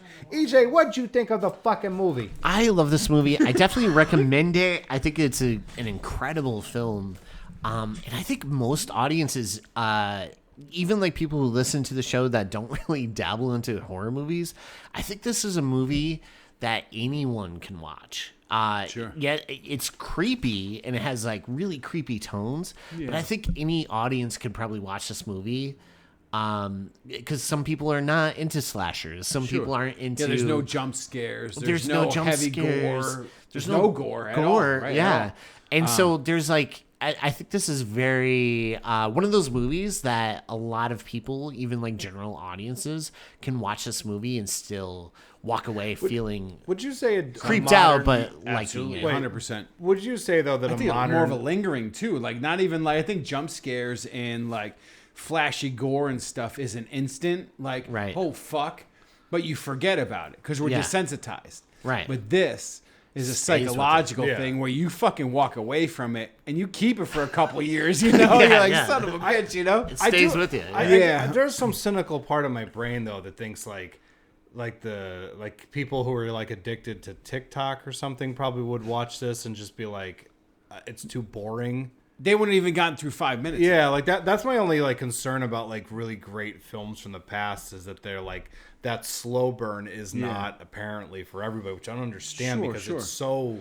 it's so rewarding. It's so good. You know, like The Shining. Like The Shining's another one that if they made that movie today, there'd be producers who were like, okay, so what we're gonna do is we're gonna take a scene from the third act and we're gonna drop it at the front of the film.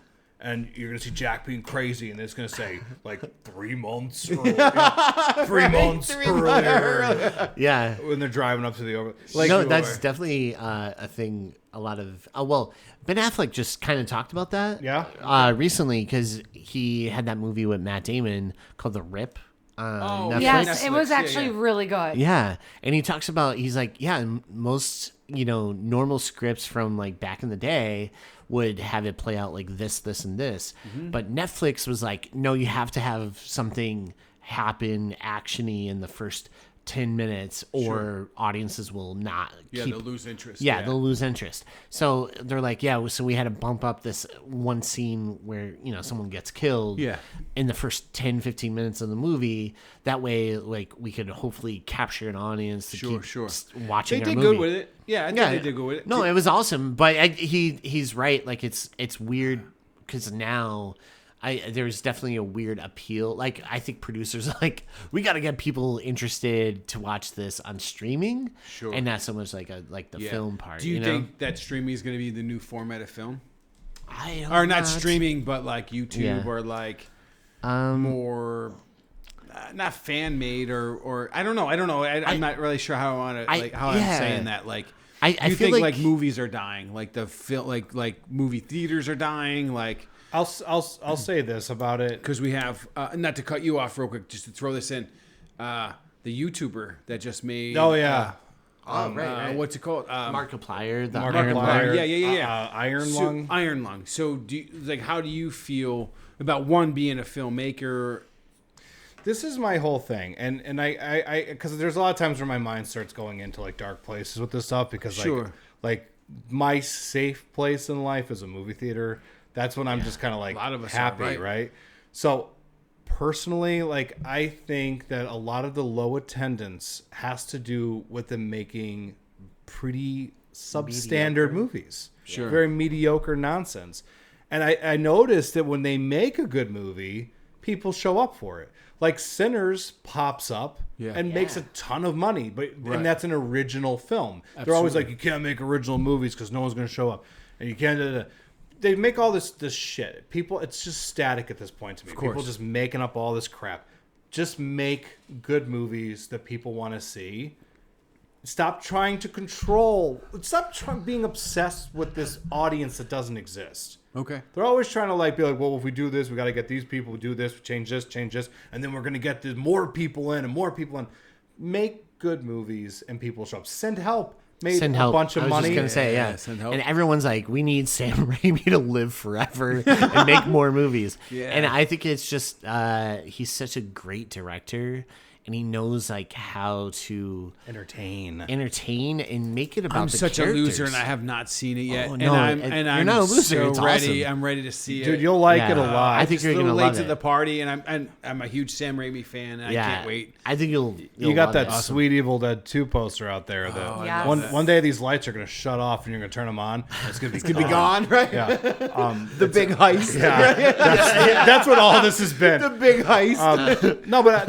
I mean, just going back to it, I think there's this nonsense narrative that I keep hearing about, because you hear about it all the time, movie theaters are dying, whatever, and they are. Yeah. But it's just make some stuff that isn't bad, and people start showing up again because they do. There is a thing that happens. People want to go to the movies. Absolutely, they really do. Because you cannot just sit in your fucking house all the time. Of course, yeah. You can't just have. I love everything. streaming. Don't get me wrong. Yeah, but streaming has a me too. purpose and has a job, but that going to the movies. It's special. Man, the whole thing is It's special. so many it really people, is. It's so many people back in the day. It's what'd you do on your first date? What do you do when you're just with your friends and you just want to go see something? Going to the movies is a special thing, and I'm telling you, there's so much stuff, even just on YouTube, where people are like, oh, I think it's just going to be this thing someday that's a niche, vinyl record, whatever. Right. And I'm like, no, just you're overcomplicating it. Just make movies that good movies. Yeah, that's it. Absolutely. Stop. I'm telling you, the worst thing that people do anymore, I hear it all the time. They're so very much trying to dissect what a good movie is. Yeah. That apparently Netflix has some kind of algorithm that lets them know when a cut needs to happen. And I'm like, you fuckers don't understand that sometimes the cut is the most important part of a scene. Sometimes you need to let it breathe and you need to let it exist without cutting.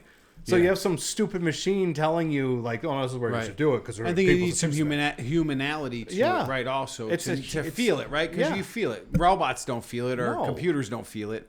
Film. I mean, when you give it to people who care about it, filmmakers, legitimate filmmakers, they understand that so much of it, David Lynch, it's all intuition, Sure. It's just that feeling that you have that you can't explain, that you cannot teach a computer. And I was stressing out for a while about this. Trust me, when you ask that question, it's a valid question to ask. I was really stressing out about it, and then I just got to the point where I'm like, Send Help just made a bunch of money. That Iron Lung movie made for nothing. And I want that guy to just succeed forever because it was just he took a chance, he took a swing, and it made a ton of money still in theaters, and people seem to really like it. So it's just do that again and stop making this crap. The fast food version of film. It doesn't work. Yeah, absolutely. I don't know. I hope that all my ramblings. I hope it answered your question. Absolutely, 100%. All right. One thing we like to do is our favorite kill. I know there's not a lot of kills in this movie. No. There's only really one death, right? So that one, huh? Yeah. So, because we didn't even see Hutch. The girl in the laundry room. Yeah. Gotta go with Terry. Go with Terry. Right? Hey, wait! I got a good death. The death of their relationship at the end when she spits in his face. Boom. That's good. Yeah. That's a different type of And death. he's like, Ro, and she's like, Yeah. Absolutely. And then she's like, hold on a second. Wait, I got more. I got more left. 2 more. Absolutely. And she hacked Yeah, I think we all agree on that. She has to. Why, she got him invested in Bitcoin or whatever the fuck that was? Yeah. All right, let's go to our emojis. Let's hear those burn ass emojis. All right, so one thing we like to do is rate this movie with emojis. So, Jay, do you want to start us off? What emojis would you give this I'm movie? going to start with plant, Yes. baby, Yes. Satan. Yeah. Nice. Simple. Yeah. Simple. I've been I thinking already about it said- all week, and I'm like, man. I Yeah. already told you what my emojis Yeah. are going to be. All right, Megan, go ahead. Hit us up. Devil, eggplant, donut. Oh.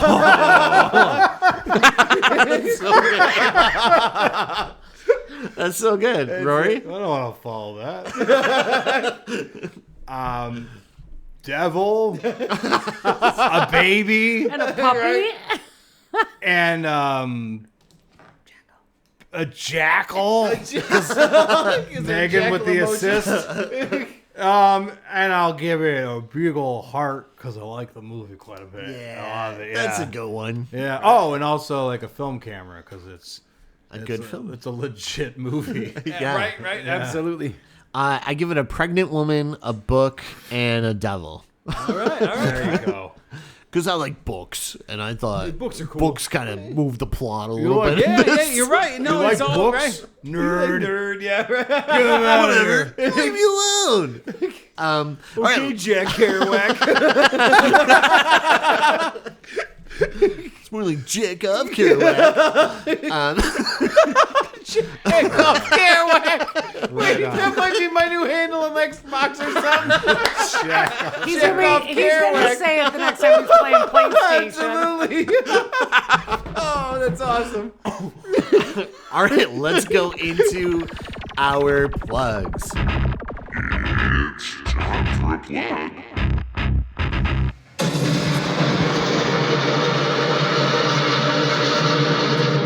All right, Jay, you want to start us off? What do you have to plug, buddy? I'm plugging the same thing I plugged last time. Hell yeah. Anyone out there making art, film, doing whatever you do, keep it going. I plug you. Keep it going.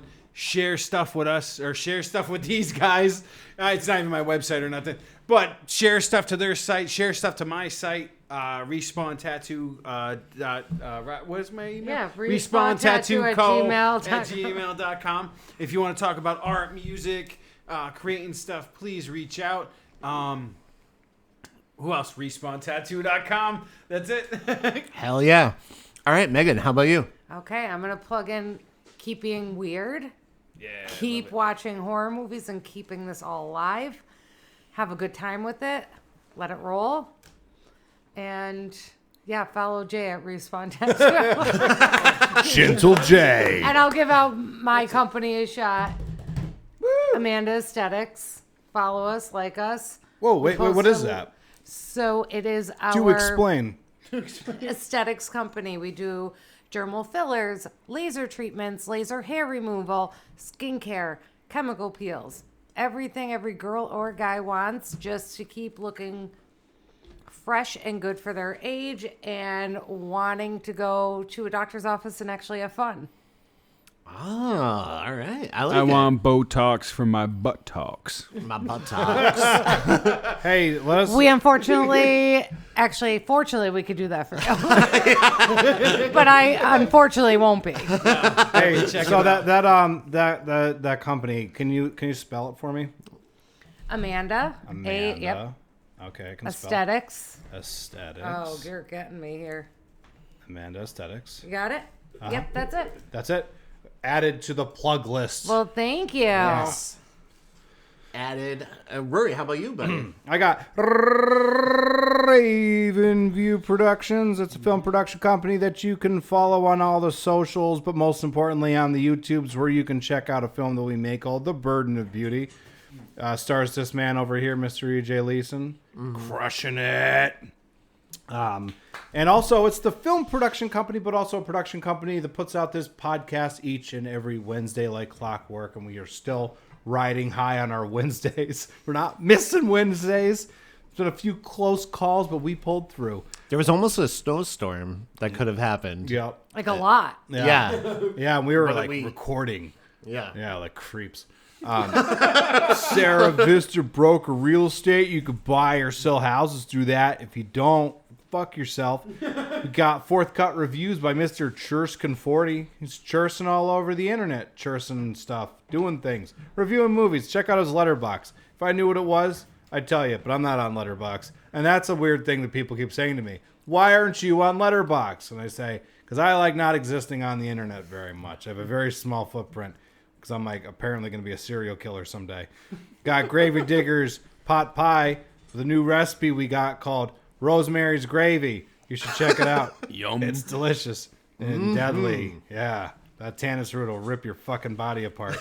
We got Schwartz Dreamboat. Check him out at Electric City Improv. He teaches classes and he performs alongside Alec and Ed. They're all brilliant. You need to see them perform and laugh your face off. Hold on, audience. I have to choke for a second. Cleared my throat. We got Real Chronicles. Friend of the show, Dave Gonzalez, has a podcast with that name, Real Chronicles. I was just on it doing Scream, and it was awesome. We had a lot of fun, so you should check it out. And also check out the Cinematic Reel, which is where he has all of his Rotten Tomatoes reviews. Don't just read the blurbs. Read the gosh darn reviews, because that's how you get a guy like that to explode in that world. He's a wonderful reviewer. Criterion Collection, because we all spend way too much goddamn money on it. Why not give it a plug? We got Trivia Master Brad. I know we're all fans. Guy has his own trivia going on all the time. I don't know when he sleeps, but he's the hardest working guy in trivia, as Greg says. Dude, it would take me like 2 weeks to come up with like questions for our trivia, and I'm like, this guy does it every day. And I'm like, where's he get the time? He's doing it in his sleep. He's amazing. He's Where eating the that moose. acknowledgement from? Yeah. Yeah, it's crazy. And then finally, everyone, the kitties of NEPA Pet Rescue. This is what it's all. Yeah. Get that cat in there. This is what it's all about for me, everybody at home. As you know, if you've listened to this show long enough, you know that I don't shut up about cats. I love them. I love their little faces. They all look like little triangles. They're all very soft, and they love laying around with them. My baby cat, Ella, she came from the kitties of NEPA Pet Rescue. They gave her to me, and it's made my life consistently better. She has a best friend right now named Pumpkin, who's this older cat that I have too, and he's wonderful and handsome. So you too can have your own cat if you look up Kitties of NEPA Pet Rescue. Just go on to frequelspodcast.com. There's a quick link. Tap it. You'll end up checking out the cats. You can send those cats some money, send them to school. You could send them a blanket. Buy them leather Could you jackets. go rate meow? Yes, you could go right meow. Don't wait. Go meow. We are using that forever now. Yes, that is I now say part it of the show. All Right, the time. Yes. But yeah, if you want to get involved with them, they're the best group ever, because it's literally what they do with their time over there is they just take cats out of bad situations and they help them. And so you can too. It's cold as fuck out there. EJ, jump in. I agree. It's cold. Do y'all plugs. Oh yeah. First off, I want to plug Megan's enchiladas. They're amazing. While Rory was doing his plugs, well, everyone, I was like snacking down. And I'm like, oh my god, this is so good. That's what I'm doing right now. So first off, super delicious. If you ever get a chance, eat them.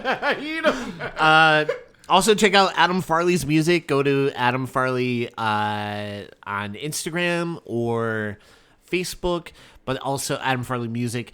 Or you could go to themdgcrew.com and you can see upcoming shows. They're going to have a single dropping this month in March. It's going to be insane. You guys are going to love it. Also, check out my brother's band and Brad. It's called Kids on Bikes. Their band. It's awesome. A lot of fun. They're on Spotify, so check that out. Also, check out New Metal Messiah, Jon Snow. Metal Messiah, Jon Snow. I should have did that with like enchiladas in my mouth. Whoa, Jon Snow. But he is amazing. You have to see him live. He is a fellow patron here. He comes here all the time to get stuff.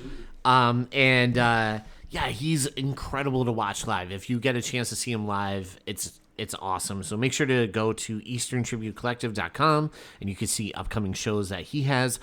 And last but not least, check out frequelspodcast.com, where you can find, we have t-shirts, we have mugs, we have all that kind of weird stuff going on. We have links to our Facebook, our Instagram, our Rory's nudes. Mostly nudes. Tasteful nudes.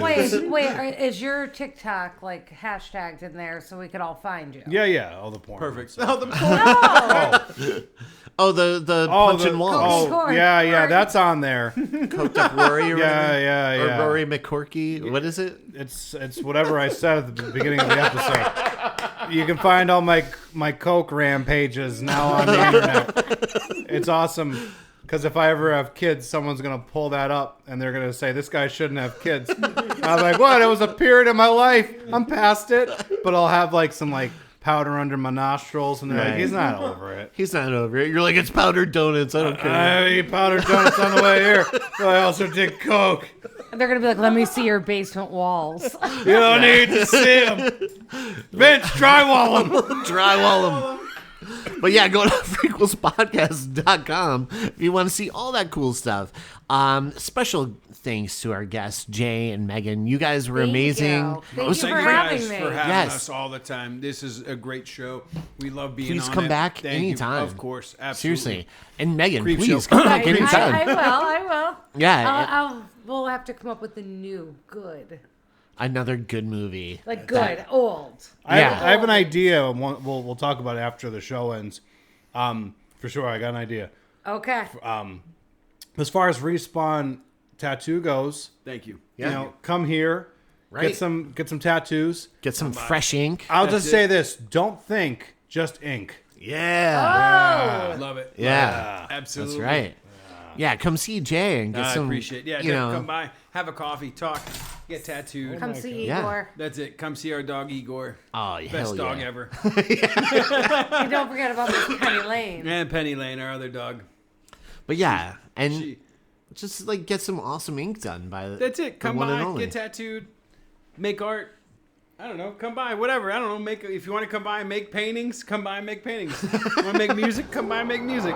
Hell yeah. So with that being said, thank you so much for listening to.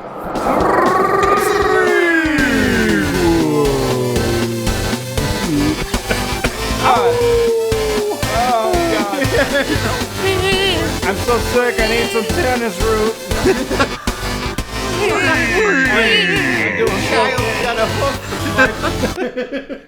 I have so many hooved children. I need my cocaine. Come have an enchilada. Hi, come by and eat enchiladas. Seriously. we got them. Damn I know. enchiladas. This is amazing. Goddamn enchiladas. Goddamn enchiladas.